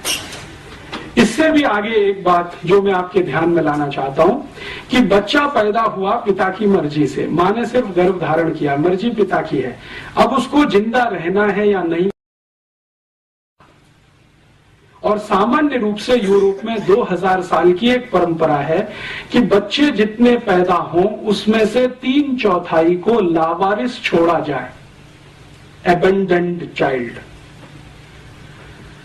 जैसे रूसो के 5 बच्चे हैं, 4 को उसने छोड़ दिया, घर से निकाल दिया, जन्म लेते ही निकाल दिया। तो वहां की परंपरा कैसी है? बच्चे ने जन्म लिया, पिता ने उसको किसी कपड़े में लपेटा और बाहर रख दिया, दरवाजे पे रख दिया या डस्टबिन के पास रख दिया। या यूरोप के बहुत सारे देशों में चर्च के सेंटर होते हैं, वहां पहुंचा दिया कि इनको आप पालो, ये हम नहीं रखेंगे। सामान्य रूप से 3/4 बच्चे लावारिस छोड़े जाते हैं। उसके पीछे उनका लॉजिक क्या है? प्लेटो ये कहता है कि बच्चों को पालना अपने वैयक्तिक जीवन में खलल पैदा करने जैसा है। ये प्लेटो की ओपिनियन है, इसलिए व्यक्तिगत जीवन में खलल नहीं होना चाहिए। और प्लेटो की परिभाषा में व्यक्तिगत जीवन सिर्फ इंद्रिय सुख के अलावा कुछ नहीं है। This is the statement of Plato. इंद्रिय सुख, शरीर सुख, यही सबसे ऊंचा है, बाकी सब इसके नीचे है। और इंद्रिय सुख और शरीर सुख लेने में बच्चे सबसे बड़ी बाधा है, इसलिए घर में नहीं। आप छोड़ दो उनको, पैदा हुए तो छोड़ दो। प्लेटो ने अपने बच्चे छोड़े। प्लेटो की 4 पत्नियां हैं, उसमें से एक शादी वाली है, 3 बिना शादी किए हैं। तो जितने बच्चे हैं सब छोड़े। सोक्रेटिस ने यही किया, लेबिनिज ने किया, देकार्ते ने किया, रूसो ने किया। सभी फिलोसोफर्स अपने बच्चों को लावारिस छोड़ते। अब प्लेटो कहता है कि ये जो लावारिस हैं, इनकी जिम्मेदारी राज्य की है, परिवार की नहीं, फैमिली की नहीं है। तो राज्य इनको संभाले। तो राज्य क्या व्यवस्था कर रहा है? इन लावारिस छोड़े हुए बच्चों की व्यवस्था के लिए राज्य ने चर्च को खड़ा किया पैसा देकर कि आप इनकी व्यवस्था संभालो। तो जितने भी चर्च पूरे यूरोप और अमेरिका में आपको मिलेंगे, सभी चर्चों के ऑर्फेनेज सेंटर आपको जरूर मिलेंगे। बिना ऑर्फेनेज के कोई चर्च यूरोप में नहीं होता। सभी चर्च में लावारिस बच्चों के केंद्र आपको मिलेंगे। और जो लावारिस बच्चों के केंद्र चर्च के साथ जुड़े हुए हैं, जहां पर बच्चों की ट्रेनिंग होती है, ट्रेनिंग का माने जो कुछ भी उनको जिंदगी चलाने के लिए सिखाया जाता है, वो ट्रेनिंग देने वाले इंस्टीट्यूशंस को कॉन्वेंट कहा जाता है। कॉन्वेंट अर्थात लावारिस बच्चों के लिए बनाया गया इंस्टीट्यूट, जिन बच्चों को उनके माता पिता ने छोड़ दिया है, जो पल रहे हैं चर्च की तीमारदारी में। और चर्च को पैसा सरकार दे रही है, और ये पैसा यूरोप की सभी सरकारें अपने बजट में से निकालती हैं, सब्सिडी के नाम पर, सोशल सिक्योरिटी के नाम पर। और यूरोप की सभी सरकारों के बजट का हाईएस्ट एक्सपेंडिचर सोशल सिक्योरिटी में ही है, इंक्लूडिंग अमेरिका। तो वो सोशल सिक्योरिटी एक्सपेंडिचर में एक बहुत बड़ा एक्सपेंडिचर है कॉन्वेंट का।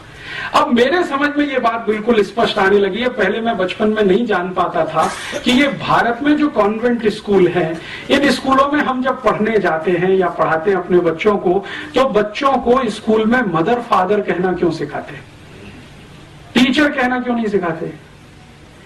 जैसे भारत में बहुत सारे कॉन्वेंट है ना, उसका प्रिंसिपल फादर है, या तो कोई मदर है, या तो कोई सिस्टर है, या तो कोई ब्रदर है, टीचर कोई नहीं है वहां पे। क्यों? क्योंकि यूरोप में तो कॉन्वेंट स्कूल है ही लावारिस बच्चों के लिए, जिनके मदर फादर का पता नहीं है। तो किसी तरह मदर फादर की थोड़ी अनुभूति हो सके, इसके लिए वो अपने यहां मदर फादर ब्रदर सिस्टर सिखाते हैं। हमने जैसे का तैसा कॉन्वेंट का ढांचा वहां से आयात कर लिया, या जबरदस्ती हमारे ऊपर ठोक के बिठा दिया अंग्रेजों ने, जो भी कहना हो।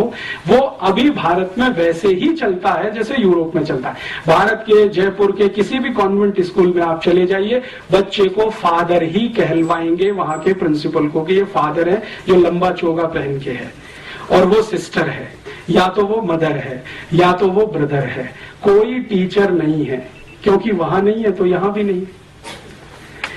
अब इससे भी ज्यादा इंटरेस्टिंग एक बात मैं आपसे और कहता हूं, तब आपको और समझ में आएगा कि हमारी मूर्खताएं क्या हैं, हमारी अपनी। ये जो मदर फादर नहीं है, जिन बच्चों के जो कॉन्वेंट में वहां पढ़ते हैं, उन बच्चों को जो ट्रेनिंग देने वाले इंस्टीट्यूट्स हैं, उन ट्रेनिंग देने वाले इंस्टीट्यूट्स में एक डिनोमिनेशन है या एक नामकरण है अकेले कुछ ऐसे बच्चों का जिनको बास्टर्ड कहा जाता है, लिटरली कहा जाता है। यूरोप में बहुत सारे बच्चे हैं जिनको बास्टर्ड कहा जाता है। बास्टर्ड कौन है? बास्टर्ड वो हैं जिनके माता पिता नहीं है, और जिनके माता पिता हैं वो नहीं है बास्टर्ड। माने जिनके परिवार हमारे जैसे हैं, अगर हम कल्पना करें, उनके यहां पैदा हुए बच्चों को बास्टर्ड नहीं कहा जाएगा कभी भी। बास्टर्ड वही है जिनके माँ बाप का पता नहीं है, और जो बास्टर्ड हैं वो नागरिक नहीं है और हो नहीं सकते। सिटीजनशिप उनको नहीं मिलेगी। सिटीजनशिप किसको मिलेगी? जिनके माता पिता हैं और उनकी अपनी फैमिली है, वो बच्चे ही सिटीजन होंगे। जिनके माता पिता का पता नहीं है, ऑर्फेनेज में बड़े हैं, कॉन्वेंट में पढ़े हैं, उनको नागरिकता नहीं है। और आपको सुनकर आश्चर्य होगा, 1935 तक इंग्लैंड में और यूरोप में कॉन्वेंट पढ़े हुए किसी भी बच्चे को नागरिकता नहीं मिली। कई लोगों को तो संघर्ष करना पड़ा नागरिकता के लिए। मैं आपको एक नाम बताता हूं। रोम में एक राजा हुआ क्लॉडियस, बड़ा राजा है, बहुत बार उसकी चर्चा है यूरोपियन हिस्ट्री में। क्लॉडियस बास्टर्ड है, और उसको राजा होने के रास्ते में सबसे बड़ी रुकावट यही है, उसको बास्टर्ड होना। तो वो क्या करता है? उसको राजा होना है, वो जानता है कि मेरे अंदर कुछ काबिलियत है, मैं मारपीट कर सकता हूं, गुंडागर्दी कर सकता हूं, किसी को जीत सकता हूं, किसी को हरा सकता हूं। तो इस तरह की काबिलियत उसको लगती है अपने में, तो राजा होने की मन में कल्पना है। तो अब उसको रास्ता कैसे क्लियर करे? तो क्लॉडियस ने क्या किया है, अपने आप को किसी फैमिली में दत्तक करवाया। दत्तक लेने की परंपरा वहां पुरानी है, तो दत्तक करवाया, उस परिवार का नाम उसको मिला, तब उसको सिटीजनशिप मिली रोम की, और तब वो राजा बना। And the same case is Nero. Nero के बारे में हम सब कहते हैं ना, और एक हमारे यहाँ मुहावरा इस्तेमाल होता है कि रोम जल रहा था और नीरो बांसुरी बजा रहा था। तो वो नीरो भी इसी रास्ते से गया राजा होने तक। माने राजा होने के लिए नागरिक होना है, नागरिक होने के लिए माता पिता होना है। अगर आपके माता पिता नहीं है तो राजा होने की स्थिति नहीं है, तो आपको कहीं दत्तक होना पड़ेगा, किसी बड़े परिवार का दत्तक होना पड़ेगा, फिर आप उस रास्ते पर जा सकेंगे।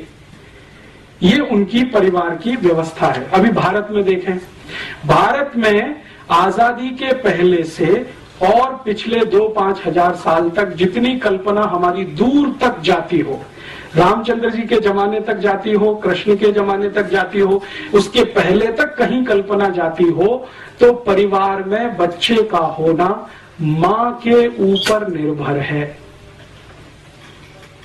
भारत में बिल्कुल उल्टा है, मां चाहेगी तो बच्चा होगा, नहीं तो नहीं होगा। ये हमारे यहाँ की व्यवस्था है। और भारत में आज भी जिनको हम आदिवासी और वनवासी कहते हैं, आप वहां चले जाइए, पूरी सोसाइटी मैट्रियार्कियल है, मात्र सत्तात्मक है। नॉर्थ ईस्ट में आप जाएंगे, आसाम के ऊपर कहीं भी, नागालैंड, मिजोरम, मणिपुर, त्रिपुरा, सिक्किम, वहां आपको सब कुछ दिखाई देगा मां के इर्द गिर्द घूमता हुआ। और उनसे जब हम बात करते हैं तो वो कहते हैं हाँ ये तो हजारों साल की परंपरा है हमारी। और नॉर्थ ईस्ट में आपको सुनकर आश्चर्य होगा, शादी होकर बेटी घर से नहीं जाती है, लड़का घर में आता है। ये भारत की उन सभी समाजों में है जिनको दुर्भाग्य से हम शेड्यूल्ड ट्राइब्स कहते हैं। शादी होकर बेटी नहीं विदा होती है, लड़के को घर में लाया जाता है दामाद बनाकर, और संपत्ति की मालिक लड़की होती है, लड़का नहीं होता है। यूरोप में स्त्री को संपत्ति का कोई अधिकार 1950 तक नहीं है, उसके बाद आया है, जिसको मॉडर्न यूरोप कहा जाता है, उसमें आया है। यहां तो पहले से है। और यहां अगर आप इसको समझना चाहें कि भारत की सारी व्यवस्थाएं मां के इर्द गिर्द घूमती हैं, घर के सारे बड़े फैसले माताएं करती हैं इस देश में, भले वो लंबा घूंघट निकाल के बैठी हो, इससे कोई फर्क नहीं पड़ता। मैंने राजस्थान में क्या, मध्य प्रदेश में क्या, भारत के उत्तर में क्या, कहीं भी देखा है, छोटे छोटे गांव में देखा है, लंबा घूमट निकाले हुए महिलाएं घर के फैसले लेती हैं। एक बार ऐसे एक बहुत महत्वपूर्ण केस में मुझे अनुभव हुआ। मेरा एक दोस्त है, वो अपनी बहन की शादी करने के लिए एक गांव में गया, पश्चिमी उत्तर प्रदेश में। तो जिस घर का लड़का था वहां पर हम बैठे, तो उनकी माँ, लड़के की माँ लंबा घूंघट निकाल के बैठी थी। तो लड़के के पिता भी वहीं बैठे थे, लड़का भी बैठा था। तो हम सब बात कर रहे थे कि देखो लड़की ऐसी है, ऐसी है, ऐसी है, आपको मंजूर है? तो पिता ने तुरंत हाँ बोला, लड़के ने हाँ बोला। वो जो माँ लंबा घूंघट निकाल के बैठी थी, उसने कहा बस इतने में पिता उठ गया, लड़का उठ गया, अंदर गए और बाहर आके कहा कि शादी नहीं हो सकती। क्यों? हमने कहा भाई क्या कमी है? तो कहा हमारी माता जी ने पहले एक लड़की पसंद कर रखी है, बस फैसला तो उन्हीं का है। तो हम ये जो कई बार गालियां देते हैं ना, हमारी महिलाएं तो अशिक्षित हैं, अनपढ़ हैं, घूंघट निकाल के बैठी, फैसला वही करती हैं। महत्व जो है ना वो फैसले का है, पिता फैसले नहीं करता। पिता की भूमिका तो व्यवसाय तक इस देश में सीमित है, घर की भूमिका पूरी तरह मां के हाथ में है। तो यहाँ का जो परिवार है वो मात्र सत्तात्मक है, और जब मात्र सत्तात्मक है तो उसमें संबंध तो बहुत दूर तक होते हैं, क्योंकि मां तो संबंध की शुरुआत है, संबंध ही पहला बनता है वो मां का है। तो मां से निकलते हुए फिर संबंध चलते हैं, और संबंध चलते हैं तो परिवार और कुल और वंश बड़े होते हैं। तो हमारे यहाँ जो परिवार की कल्पना है उसके केंद्र में मां है। वो राम का देख लो, कृष्ण का देख लो, या और वसुदेव का देख लो, या भारत में चंद्रगुप्त विक्रमादित्य का देखना हो तो देख लो, हर्षवर्धन का देखना हो तो देख लो, या चाणक्य का देखना हो तो देख लो, किसी का भी देख लो, सभी के केंद्र में मां है। और ये जितने महान लोग जिनको हम बार बार नमन करते हैं, याद करते हैं, उनसे पूछो कि भाई आप अपने जीवन में सबसे ज्यादा आभारी किसके प्रति हैं, तो वो कहते हैं हमारी मां के प्रति आभारी है। वो है तो हमको ये संस्कार है, नहीं होती तो शायद ये नहीं होता। तो संस्कार देने का काम मां। भारत की सारी कविताओं के केंद्र में मां है, जो बच्चों को सिखाई जाती है बचपन से लेके और दूर तक। माने स्त्री हमारे केंद्र में है, महिला हमारे केंद्र में है, मां हमारे केंद्र में है। तो मां के केंद्र होने से परिवार की व्यवस्था कुछ इस तरह की है, मात्र सत्तात्मक है। और भारत में ये कभी नहीं रहा अमेरिका और यूरोप के जैसा, जैसे वहां वोट देने का अधिकार नहीं, बैंक अकाउंट खोलने का अधिकार नहीं। आप जानते हैं कि इस भारत में माताओं ने ऋग्वेद की ऋचाएं लिखी हैं, यजुर्वेद की ऋचाएं लिखी हैं, सामवेद की ऋचाएं लिखी हैं। उपनिषदों में बहुत सारा कंट्रीब्यूशन माताओं का है। मेरे एक परिचित हैं, आर्य समाजी हैं, बहुत बड़े वेद के प्रकांड पंडित हैं। मैंने उनसे एक दिन पूछा कि वेद में कुल कितनी ऋचाएं हैं और उसमें से कितनी महिलाओं की हैं, तो उनका 37 से 40% महिलाओं की लिखी हुई है। और उनके अलग अलग नाम हैं जो हम जानते हैं अलग अलग समय पर। तो वेद रचती हैं महिलाएं, उपनिषद रचती हैं महिलाएं, तो केंद्र में तो रही होंगी। और भारत के सामान्य गांव में ये दिखाई देता है, अभी भी माताएं आर्थिक फैसले सबसे ज्यादा करती हैं, अभी भी माताएं सबसे ज्यादा उत्पादन के काम में लगी हुई हैं। इस देश में जीडीपी का जो यूरोपियन अमेरिकन पैमाना हम छोड़े और भारतीय पैमाना कोई बनाए, तो हाईएस्ट जीडीपी कंट्रीब्यूशन माताओं के द्वारा ही है इस देश में। अभी तो हम यूरोपियन पैमाने से नापते हैं। तो होता क्या है कि भारत में माताओं का उत्पादन छोड़कर जो कुछ भी इस देश में है वो सब जीडीपी में आता है। लेकिन माताओं का उत्पादन हमने कभी जीडीपी में लाया नहीं, क्योंकि नकल हमने उनकी कर रखी है। वहां पे माताएं पापड़ बनाती हैं, चिप्स बनाती हैं, बड़ी बनाती हैं, अचार बनाती हैं, सब्जियां बनाती हैं, रोटियां बनाती हैं, वगैरह वगैरह बहुत कुछ बनाती हैं। वो जीडीपी में इंक्लूड नहीं है, क्योंकि नकल हमने वहां से की हुई है, पितृसत्तात्मक समाज से। बाकी हमारे देश में उत्पादन के सबसे बड़े तंत्र पर आज भी माताएं हैं, व्यवस्थाओं को संभालने में आज भी माताएं हैं। और हमारे भारत में तो कहा ही नहीं जाता है, बिल्कुल स्पष्ट दिखाई देता है, जिस घर में मां नहीं है वहां की रौनक नहीं है, पवित्रता नहीं है। मैं दक्षिण में बहुत सारे मंदिरों में गया हूं, लेकिन गर्भगृह में मैं प्रवेश नहीं कर सका।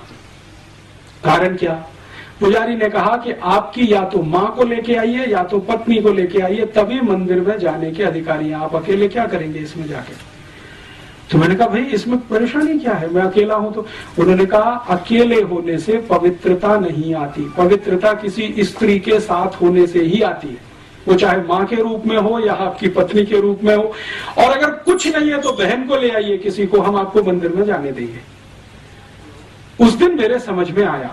अब इस बात को हम पूरे हिंदुस्तान में एक नमक मिर्च लगाकर एक दूसरे तरह से भी पेश कर सकते हैं कि देखो कितना छुआछूत है इस देश में, घुसने ही नहीं देते मंदिर में।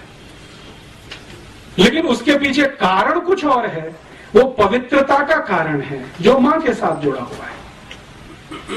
और ये भारत में बहुत सारे शास्त्रों में बार बार पढ़ने में आता है, सुनने में आता है कि जिस पुरुष की स्त्री चली गई उसका तो सब कुछ चला गया। मां चली गई तो और कुछ बचा ही नहीं, पत्नी गई तो बहुत कुछ चला गया। विदुर होना बहुत अपमानजनक स्थिति है समाज में, हमारे देश में, हमारी मान्यता में, हमारी सभ्यता में। तो क्यों है? क्योंकि मात्र सत्तात्मक है सब कुछ। बच्चे पैदा होंगे नहीं होंगे मां का है, बच्चे बड़े होंगे तो क्या संस्कार मिलेंगे मां का फैसला है, पिता का उसमें कोई बड़ा योगदान नहीं। पिता तो थोड़ा सपोर्टिंग हैंड के रूप में है, जो कुछ गढ़ रही है तो वो तो मां गढ़ रही है। तो भारत की सभ्यता मात्र सत्तात्मक, इसलिए हमने शायद हमारे देश को भारत माता बोला। हमने कभी क्यों नहीं कहा भारत पिता, भारत माता ही क्यों कहते हैं? क्योंकि मात्र सत्तात्मक है सब कुछ। यहां तो भारत माता ही कहेंगे। भारत शब्द तो पुल्लिंग है, लेकिन माता तो हमने लगाया है उसके साथ भी। गंगा के साथ भी माता लगा दिया, गाय के साथ भी माता लगा दिया, यमुना के साथ भी माता लगा दिया। गंगा मैया है, यमुना मैया है, गैया मैया है। ये मैया है, भले वो पुल्लिंग ही क्यों ना हो, क्योंकि मात्र सत्तात्मक है सब कुछ। तो अब हम मात्र सत्तात्मक समाज में रहने वाले लोग पितृ सत्तात्मक समाज के लोगों की नकल करें तो अल्टीमेटली क्या निकलेगा? आपको अपने स्थान बदलने पड़ेंगे और उसमें से तो बहुत कुछ घालमेल होगा। तो अभी मैं आपको इस उदाहरण को और थोड़ा स्पष्ट करता हूं कि हम भारत में विदेशी टीवी चैनलों को आज देखते हैं। तो जितने भी विदेशी टीवी चैनल हैं, जैसे स्टार प्लस आया है, CNN है, ATN है, प्राइम स्टार है, प्राइम स्पोर्ट्स है, वगैरह वगैरह, इन सभी टीवी चैनलों पर कुछ सीरियल्स आते हैं और उन सीरियलों को भारतवासी देखते हैं और दिखाते भी भारतवासी हैं, लेकिन उनके प्लॉट सभी अमेरिका और यूरोप से आते हैं। भारत में स्टार प्लस पे सबसे ज्यादा सीरियल दिखाने वाली एक लड़की है जिसका नाम है एकता कपूर, उसके सबसे ज्यादा सीरियल आते हैं। सौभाग्य से एक बार मुझे उससे बात करने का मौका मिला मुंबई में, तो मैंने उससे एक ही सवाल पूछा कि आपके जितने भी सीरियल हैं, सास भी कभी बहू थी, घर घर की कहानी, तेरी मेरी कहानी, इसकी कहानी, उसकी कहानी, ये सब सीरियल के प्लॉट्स कहां से आते हैं, कहानी कहां से आती है? तो मैंने कहा this is all imported. Plot तो सभी अमेरिका से हैं, यूरोप से आए हैं, कहानी सब वहां से आई है, उसमें हमने भारतीय पात्रों को फिट करने की कोशिश की है। तो मैंने कहा अब मुझे समझ में आ गया कि आपके सभी सीरियल में माताओं को ही सबसे ज्यादा गालियां क्यों दी जाती है। सास भी कभी बहू थी, आप अगर इस सीरियल को ध्यान से देखें तो इस सीरियल की सभी स्त्री पात्र या माताएं पात्र सबसे ज्यादा दुर्भावना का शिकार है। ऐसे ही कसौटी जिंदगी की या कहानी घर घर की, कोई भी सीरियल देखें, ये सभी सीरियलों को मैं देख नहीं पाता हूं, लेकिन इनकी स्टोरी जरूर पढ़ता हूं मैं। कभी अखबार में आती है, कभी मैगजीन में। तो उन सब सीरियलों में एक माता दूसरे के खिलाफ षड्यंत्र कर रही है, दूसरी तीसरे के खिलाफ, तीसरी चौथी के खिलाफ, ननद भाभी के खिलाफ, भाभी ननद के खिलाफ, माता जो है किसी और के। इसी तरह के षड्यंत्र षड्यंत्र षड्यंत्र माताओं के बीच में सबसे ज्यादा, पुरुषों में कुछ कम, क्योंकि ये सब इंपोर्टेड प्लॉट्स हैं, यूरोप से आए हैं अमेरिका। तो वहां तो माता तो कुछ है नहीं, तो उसके खिलाफ षड्यंत्र भी हो तो कोई महत्व की बात नहीं। यहाँ तो बहुत कुछ उसी पर निर्भर है, लेकिन हमने चूंकि आयातित किया हुआ है, उसको हिंदुस्तान का थोड़ा मिर्च मसाला लगा के पेश किया हुआ है, तो सभी सीरियल उसी तरह के दिखाई देते हैं इस देश में। चूंकि हम अगर अपनी सभ्यता को ध्यान में रख के कोई सीरियल बनाएं और अपनी मान्यताओं को ध्यान में रख के बनाएं, तो इसके बिल्कुल विपरीत बनेंगे जो आज हम देख रहे हैं या दिखाए जा रहे हैं।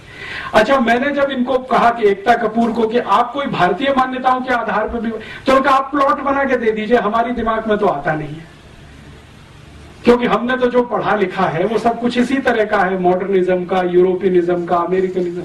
एकता कपूर यूरोप में पढ़ के आई है, थोड़े दिन अमेरिका में रह के आई है, तो वो कहती है कि ज्यादा कुछ हम जो देखते रहे वो यहाँ पे बनाते रहे। तो इस तरह का होता है, जब आप अंधानुकरण करते हैं, बिना सोचे समझे नकल करते हैं, तो इस तरह का उसमें से कुछ निकलता है। फिर हम अपना सिर पीटते हैं, अरे हमारी संस्कृति का नाश हो रहा है, सभ्यता का नाश हो रहा है। वो तो होगा ही, क्योंकि बिना सोचे समझे तो आप ये सब कर ही रहे हैं। कोई विचार तो होता नहीं, कोई बहस तो होती नहीं, कोई मुहाविसा तो होता नहीं इस देश में, ऐसे ही चलता जाता है। तो एक मात्र सत्तात्मक समाज हमारा, एक पितृ सत्तात्मक समाज उनका। अब कौन अच्छा कौन बुरा इसमें नहीं जाना चाहिए, वो अलग हम अलग। अब अलग अलग मान्यता और सभ्यता के लोग अलग अलग मान्यता और सभ्यता के ही कार्य करेंगे, तभी कुछ अच्छा होगा, नहीं तो उसमें से कुछ खराब ही निकलेगा। घालमेल करेंगे, फ्यूजन करेंगे तो खिचड़ी बनेगा। इस तरह का यूरोप और अमेरिकन समाज है। इसमें और भी बहुत सारी बातें हैं, जैसे उदाहरण के लिए एक बात यह है कि ये जो लावारिस बच्चे हैं, फिर ये कहाँ जाते हैं अंत में, यूरोप में, तो ये अंत में गुलाम बन के काम में आते हैं।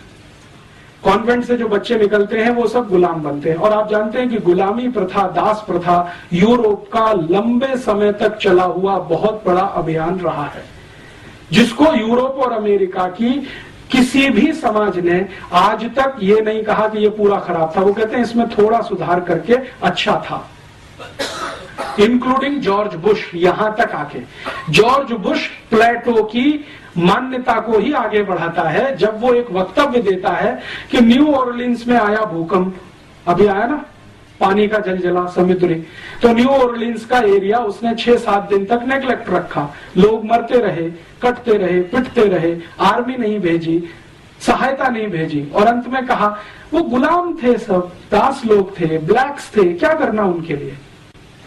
और थोड़े दिन के बाद उसी तरह का तूफान और जलजला उस एरिया में आया अमेरिका में, जहां उनका सबसे बड़ा सेंटर है केप कैनेवरल, और वहां से उनके रॉकेट और वो सब छोड़े जाते हैं, और अमेरिका का सबसे अमीर इलाका है। वहां जैसे ही जलजला आया, 6 घंटे के अंदर आर्मी भी पहुंच गई, सामान भी पहुंच गया, सब पहुंच गया, क्योंकि वो व्हाइट्स हैं। तो ये जो ब्लैक्स एंड व्हाइट्स का है, ये तो अभी तक है, गया नहीं है। इतने सारे रिफॉर्म्स होने के बावजूद जॉर्ज बुश के दिमाग में वो कीड़ा बैठा हुआ है। अमेरिका में और यूरोप में ये लंबे समय से, हजारों साल से गुलामी की दास प्रथा, और इसी दास प्रथा में इन सब बच्चों का इस्तेमाल होता रहा है। और मजे की बात यह है कि इसको वो कभी भी खराब नहीं मानते रहे। तो वो दुनिया के जिस भी देश में गए, वहां उन्होंने यही किया जो अपने यहां वो हजारों साल से कर रहे थे, दास बनाना, गुलाम बनाना और उनकी मदद से सब काम कराना। अब वहां क्या होता है कि जो भी पिता है या उनकी थोड़ी बहुत फैमिली है, उसमें बच्चा तो एक आधी है, बाकी तो ऑर्फेनेज में है। ऑर्फेनेज से लाए हुए जो बड़े गुलाम बच्चे हैं वो घर के काम में लगे हुए, तो छोटे से लेकर बड़ा काम सब गुलाम करेंगे। पिता को करने के लिए कुछ नहीं है। जैसे जूता पॉलिश करना है तो वो गुलाम करेगा, इस्त्री करना है तो गुलाम करेगा, कपड़े धोने हैं तो गुलाम धोएगा, घर को साफ करना है तो गुलाम करेगा। इस तरह की परंपराएं वहां पे हैं। माने अपने हाथ से अपना काम नहीं करना, जो करे वो छोटा है, नीचा है, और जो दूसरों से कराए वो ऊंचा है। तो वहां ऊंचे और नीचे की परिभाषा कुछ इस तरह की है। भारत में इसका बिल्कुल उल्टा है। यहां क्या है, जो अपने हाथ से अपने सारे काम करे वो ऊंचा है, और दूसरों से कराए तो वो सबसे ज्यादा शोषण कर रहा है। हम उसको गाली ही देते हैं। तो भारतीयता में क्या होता है, मैंने ऐसे इस देश के सैकड़ों करोड़पतियों को देखा है जो अपने घर में खुद झाड़ू लगा लेते हैं, अपने कपड़े खुद साफ कर लेते हैं, खुद नहा लेते हैं, खुद दांत साफ कर लेते हैं। आप कल्पना नहीं कर सकते, यूरोप में जो अमीर ज़ादे रहे हैं 1950 तक उनके दांतों पे ब्रश भी गुलाम ही चलाते रहे, दांतों पे ब्रश।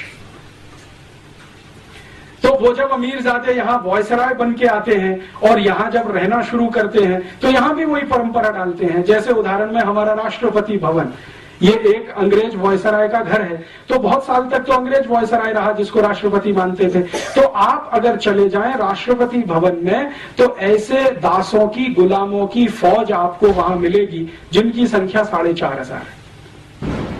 राष्ट्रपति भवन में ऐसे कई गुलाम नौकर हैं जो राष्ट्रपति की बूट पॉलिश के लिए हैं, राष्ट्रपति के कपड़े पे इस्त्री करने के लिए हैं, राष्ट्रपति के ब्रश पर पेस्ट निकाल कर देने के लिए हैं, राष्ट्रपति की मेज सजाने के लिए हैं। एक राष्ट्रपति हैं और व्यक्तिगत रूप से 835 कर्मचारी हैं। और दुर्भाग्य इस देश का या सौभाग्य कि इस समय जो राष्ट्रपति हैं वो भारतीयता वाले हैं। वो कहते हैं इनकी मुझे जरूरत नहीं, निकाल बाहर करो। तो सरकार कहती है जी ये प्रोटोकॉल है, हम नहीं निकाल सकते किसी को। आपको मालूम है राष्ट्रपति ने भारत सरकार के प्रधानमंत्री और गृह मंत्री को कई बार लिख कर दिया कि ये 850 गुलामों की मुझे कोई जरूरत नहीं है, मैं मेरे जूते पे पॉलिश कर सकता हूं, मेरे कपड़े मैं खुद धोता हूं, स्त्री की मुझे आवश्यकता नहीं होती क्योंकि मैं बिना स्त्री के कपड़े पहनता हूं, ज्यादा कपड़े मेरे पास है नहीं, 3 शर्ट है और 3 पैंट है, 2 कोट है, 2 पैंट है, इससे ज्यादा मैं रखना नहीं चाहता। एक ब्रीफ केस में मेरा सब सामान आ जाता है, कल राष्ट्रपति भवन छोड़ना पड़े तो एक ही ब्रीफ केस लेके निकलूंगा, एक ही ब्रीफ केस लेके आया हूं, इसलिए मुझे ये 835 लोगों की फौज नहीं चाहिए, हटाओ। तो प्रधानमंत्री कहते नहीं हटा सकते, ये तो प्रोटोकॉल के खिलाफ है। आप उनका इस्तेमाल नहीं कर सकते तो बैठने दीजिए ना, आपका क्या बिगाड़ते? प्रोटोकॉल तो चलने दीजिए। माने वो वॉयसराय वाला प्रोटोकॉल जो गुलामी से आया है, दास प्रथा से, वो यहाँ कंटिन्यू रखना है। हमारे यहाँ तो नहीं है। भारतीयता में तो कोई किसी को गुलाम नहीं बना सकता, क्योंकि हम तो आत्मा की बात करते हैं। हम तो कहते हैं ना आत्मा सबकी समान है, परमात्मा का अंश है, कोई किसी को कैसे गुलाम बना सकता है। हम तो किसी जानवर को गुलाम नहीं बना सकते, आदमी की तो बहुत दूर की बात है। और अगर बनाते हैं तो वो समाज में विकृति माना जाता है, उसको स्वीकृति कभी किसी ने नहीं दिया है, ये हमारे देश में नहीं। अब हमारे यहाँ क्या होता है, मॉडर्निज्म में हमने अमेरिका और यूरोप से प्रभावित होकर बहुत कुछ करना शुरू किया है। जैसे कुत्ते पाल लिए, अभी बहुत लोग हैं जो घर घर में कुत्ते पालते हैं। भारतीयता में आप कुत्ता घर में बांध के नहीं रख सकते, वो तो स्वतंत्र छोड़ने के लिए ही है, लेकिन हमने घर में पाल लिए हैं और उनको गले में पट्टा डाल के घुमाने के लिए लेके जाते हैं और फिर वापस लाते हैं, उसमें बड़ी शान समझते हैं। और अगर उसको पलट के ये कह दो कि भाई ये कुत्ते पालने से अच्छा कोई गाय पाल लो तो दूध तो मिलेगा और गोबर का खाद किसी किसान को मिलेगा, क्या अब्सर्डिटी की बात करते हो, गाय रखेंगे, गंदा करती है। और वो कुत्ता कहीं भी गंदा करता है,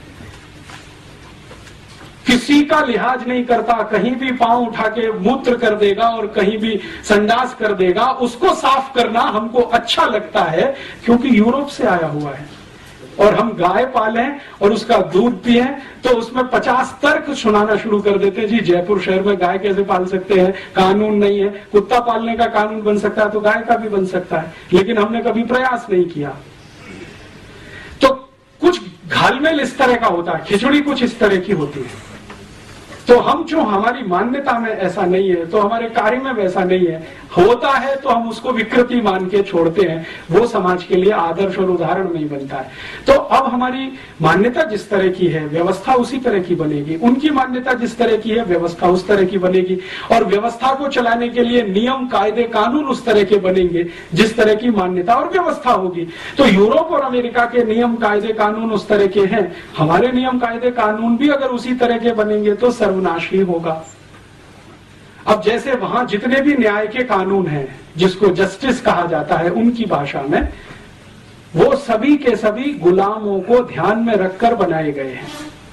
जैसे पनिशमेंट के कानून है, पनिशमेंट के कानून यूरोप में है, क्योंकि गुलाम है तो गुलामों को पनिशमेंट देना है, और देना है तो किस तरह का, 100 कोड़े मारो, 200 कोड़े मारो, 500 कोड़े मारो, 1000 कोड़े मारो।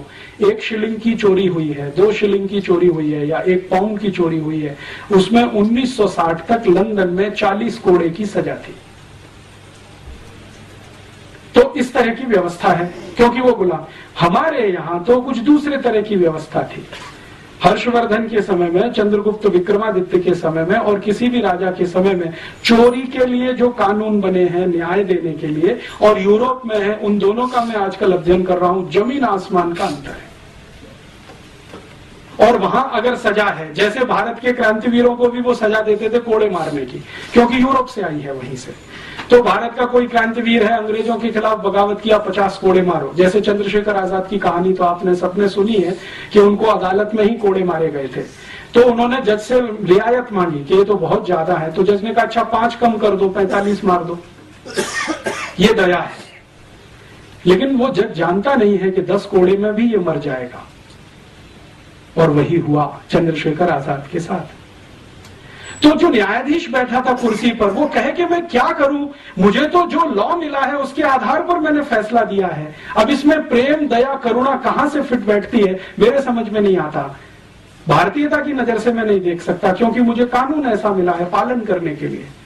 तो चंद्रशेखर के केस में जज की यह टिप्पणी, वो कहता है कि भारतीयता की नजर से देखूं तो ये बहुत बड़ा जुर्म है जो मैंने किया, कि उसको मैंने 50 कोड़े की सजा दी, बाद में 5 घटा के 45 कर दिया। लेकिन चंद्रशेखर को जब 10 कोड़े पड़े हैं तो वो बेहोश हो गए।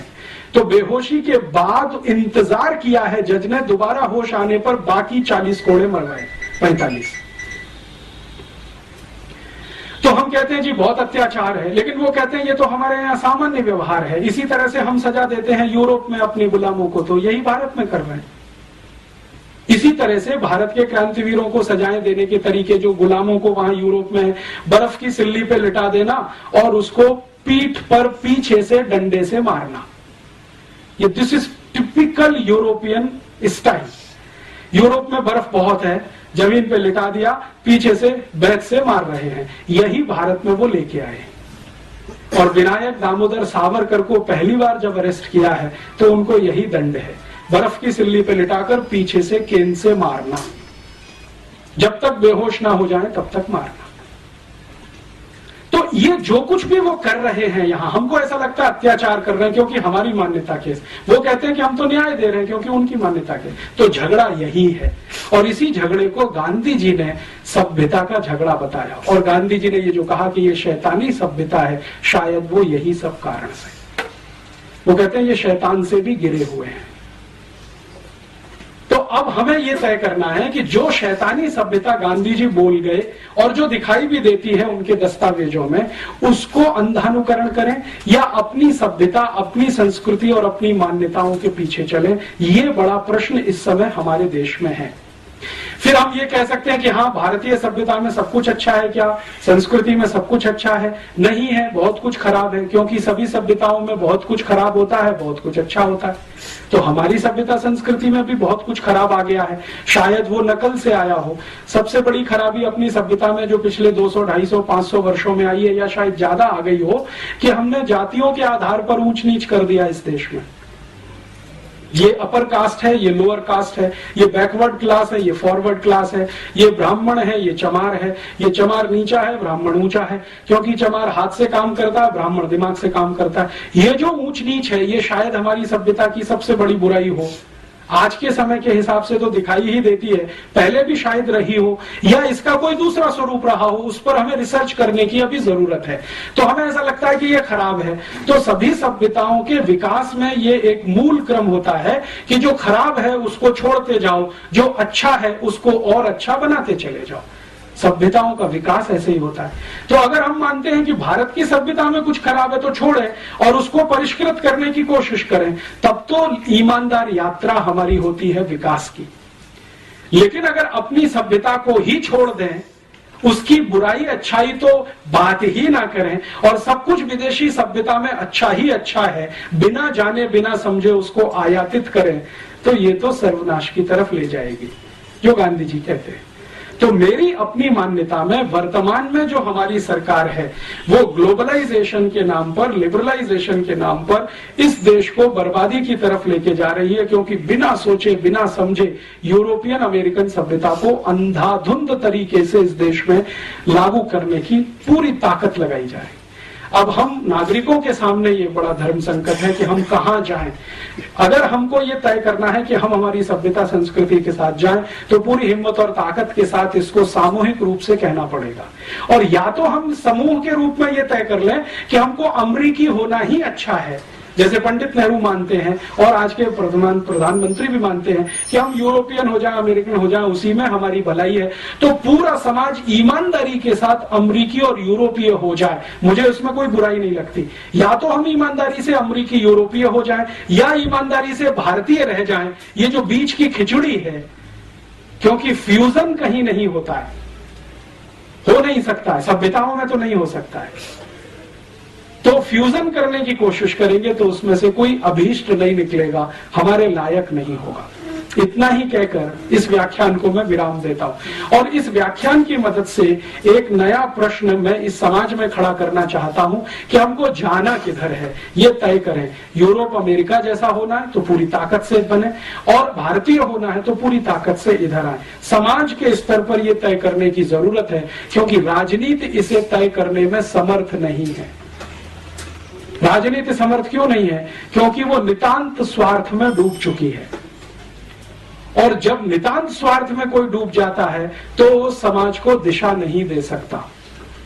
तो ये समाज को ही तय करना है, और समाज का हिस्सा राजनीति बने, ऐसी मेरी अपेक्षा है। हमारा समाज राजनीति को निर्देशित करे, दिशा निर्धारित करे, अपने स्तर पर तय करके, ऐसी अपेक्षा के साथ मैं विदा लेता हूं। और आप सब थोड़े से नागरिकों के बीच में ये कहा, क्योंकि आप सोचते हैं, समझते हैं, और न सिर्फ सोचते समझते हैं बल्कि पढ़ सकते हैं। मैंने इतने सारे रेफरेंसेस दिए, आप चाहे तो प्लेटो को पढ़ सकते हैं, उसकी पुस्तकें यहाँ उपलब्ध हैं, रिपब्लिक भी उपलब्ध है और उसकी सब लिखी हुई है, जयपुर में मिलती है। सोक्रेटिस को पढ़ सकते हैं, लेविनिट्स, दिकार्ते, किसको भी पढ़ना हो, रूसो को पढ़ना हो तो वो भी यहाँ उपलब्ध है। जयपुर में बहुत सारी लाइब्रेरीज हैं, आप उनमें जाके निकाल सकते हैं। और ये जो दूसरे रेफरेंस मटेरियल्स हैं वो मैं आपको दे सकता हूं, क्योंकि बहुत सारे डॉक्यूमेंट्स हमने कलेक्ट किए हैं। उनके आधार पर हम थोड़ी छोटी कुछ सीडी बना रहे हैं, कुछ कैसेट्स बना रहे हैं, कुछ पुस्तकें बना रहे हैं, कभी भी आपको मिल सकती है। लेकिन इस बहस को फिर से शुरू करना है, जो गांधी जी 1909 में कह गए कि यूरोपियन सभ्यता शैतानी है, अगर फंसे तो सर्वनाश है, निकले तो जीत है, ये गांधी जी मानते थे। मैं अभी उसको मानने लगा हूं पिछले कुछ वर्षों से, क्योंकि मैंने वो देखना शुरू किया है जो गांधी जी आज से 100 साल पहले देखकर चले गए। इतनी विनम्रता के साथ आपका आभार, धन्यवाद। और इस विषय पर हम आगे चाहें तो इससे भी ज्यादा और गहरी बात हो सकती है, इससे भी ज्यादा और गहरा कोई आपके बीच में मैं बात करने के लिए फिर से आ सकता हूं। लेकिन एक बार मन बने, मानसिकता तैयार हो इस तरह का सुनने की, और सुनने की ही नहीं, बुनने की, चिंतन करने की, तो शायद आने वाले समय में मुझे भी मजा आएगा, आपको और ज्यादा मजा आएगा। आभार। ये सब बातें सबको विदित है, सब कुछ ऐसा है। हमारे अंदर पिछले 1000 साल से आपके अनुसार वो क्या कमी आ गई है, जिसमें कि हम 1000 साल से कभी मुसलमानों के, कभी मुगलों के, कभी यूरोपियंस के, और आज अमेरिकन के हम गुलाम ही बनना चाहते हैं। आज हमारा फाइनेंस मिनिस्टर कहता है हमको चाइना का अनुकरण करना चाहिए, तो हमको हर का पिछलू ही बना रहना पड़ेगा। हमारे को चाइना का, अब यूरोप को छोड़कर चाइना का अनुकरण करने लगे। चाइना तो हमारा इस तरह हमारी इतनी प्रगति कर रहा है, कोई गुलामी के आधार पर नहीं कर रहा है। हमने ये बात क्यों है और क्यों नहीं जाती, ये भारत की जो बहुत बड़ी दुर्गुण है, जिसके बारे में आपने कहा कि हम 1000 साल से बार बार दूसरों की गुलामी में क्यों फंसते हैं। कभी मुसलमानों की गुलामी में, जिनको हम मुगल कहते हैं, वहां फंस गए 300-400 साल, अंग्रेजों के साथ, फिर फ्रांसीसियों के साथ, डच लोगों के साथ, पोर्चुगीज लोगों के साथ तो सबसे ज्यादा 450 साल भारत का बहुत बड़ा इलाका गुलाम रहा। कारण क्या है? मेरी अपनी समझ और मान्यता के हिसाब से मैं कहता हूं, आपकी समझ दूसरी हो सकती है। पिछले 1000-1200 वर्षों में हमारे देश की सभ्यता में जो सबसे बड़ी एक बुराई घुसी, 1500 साल कहें, वो यही कि हमने समाज को जो बांटा है अलग अलग जातियों के आधार पर वर्गों में, जातियों के वर्ग बना दिए। ये अगड़ा वर्ग, ये पिछड़ा वर्ग, कुछ जातियां आगे कुछ जातियां पीछे, और उसके आधार पर ऊंचा नीचा कर दिया कि जैसे कोई ब्राह्मण है वो पंडिताई का काम करता है तो ऊंचा हो गया, चमार है वो हाथ से कोई जूता बनाता है तो नीचा हो गया। हमारे यहाँ ये व्यवस्था कभी रही होगी तो कर्म के आधार पर थी, जन्म के आधार पर कभी नहीं थी। हम जन्म के आधार पर अपने वर्ग कभी नहीं बनाते, कर्म के आधार पर वर्ग बनाए हैं हमने कभी। तो जब कर्म के आधार पर ये वर्ग रहे तो भारत सोने की चिड़िया के नाम से सारी दुनिया में जाना जाता था। चंद्रगुप्त भी हुए, हर्षवर्धन भी हुए, अशोक भी हुए, तमाम। जब हमने जन्म के आधार पर इसको मानना शुरू किया होगा, वहां से गिरावट आई, और समाज में गिरावट जब आती है तो राज्य भी उसका एक अंग है समाज का, तो उसमें भी गिरावट आई और शक्ति हमारी छिन्न भिन्न हुई। वो शक्ति कैसे छिन्न भिन्न हुई वो एक उदाहरण से समझ में आता है। अंग्रेजों का एक राजा या अंग्रेजों का एक अधिकारी रॉबर्ट क्लाइव जब यहाँ आता है और बंगाल में लड़ाई लड़ता है प्लासी के स्थान पर और सिराजुद्दौला को पराजित करता है षड्यंत्र के हिसाब से, युद्ध के मैदान में नहीं, तो वो एक जुलूस निकालता है और उस जुलूस में वो एक बहुत पते की बात कहता है। वो ये कहता है कि मैं जब जुलूस निकाला भारत में कलकत्ता की सड़कों पर तो मात्र 300 सैनिक थे मेरे साथ, मैं और 300 सैनिक। भारत के हजारों लोग सड़क के दोनों किनारे खड़े होकर तालियां तो बजाते थे, लेकिन मेरे जुलूस पर कोई एक ईंट और पत्थर भी फेंक दिया होता तो भारत का इतिहास कुछ और हो गया होता। ये उसने अपनी डायरी में लिखा। बाद में उसने उसका विश्लेषण किया है कि मैंने बहुत दिन सोचा भारत में ऐसा क्यों है, तो बाद में पता चला कि जो सड़क के किनारे खड़े हुए लोग थे वो सब पिछड़ी जातियों के थे, जिनको ये लगता था कि ये अंग्रेज हैं वो भले हैं, अगली जातियों पर हमला करने के लिए आए हैं, शायद हमारे उद्धारक बनेंगे, इसलिए हम तो तालियां ही बजाएं क्योंकि हमारा शोषण ये अगली जाति वाले कर रहे हैं, फॉरवर्ड लोग हमारा शोषण कर रहे हैं। तो उन्होंने अंग्रेजों का स्वागत किया और न सिर्फ किया बल्कि आज भी करते। तो ये जो हमारे यहाँ हुआ है जाति आधारित जन्म से, उसने हमारे समाज की शक्ति को छिन्न भिन्न किया, कमजोर किया और समाज बट गया। अब हजारों जातियां हैं तो हजारों में बटा हुआ समाज है, शक्ति पूरी खराब हो गई। 4500 से ज्यादा जातियां हैं, ग्रुप्स अलग अलग उसके हिसाब से बने, तो उसी में हम टूट गए और डूब गए। इसी कारण मुझे ऐसा लगता है, और भी कोई कारण हो सकता है, मुझे ऐसा लगता है कि हम बार बार गुलाम हुए और आज भी उसी गुलामी के लिए अभिशप्त बने हुए। ये मेरा अपना मानना है, इसके अलग भी कोई हो सकता है। ये जो आप कह रहे हैं ये अगली पिछड़ी जाति का जो भेद हमारे देश के अंदर किसी तरह से दुर्भाग्यपूर्ण रूप से आ गया, परंतु जो भी गुलाम रहे हैं, चाहे मुगलों के, मुसलमानों के, फिर बाद में अंग्रेजों के, वो सबके सब अगड़ी जाति के रहे हैं, पिछड़ी जाति के नहीं रहे हैं। इसलिए कि पिछड़ी जाति अगली जाति मिलकर लड़ नहीं पाए दुश्मनों से। आप पिछड़े हैं, आपको अलग किया हुआ समाज ने, अगड़े हैं, गुलाम हैं, तो समाज के पिछड़े लोग अगड़ों के साथ नहीं आए लड़ाई लड़ने के लिए। मैं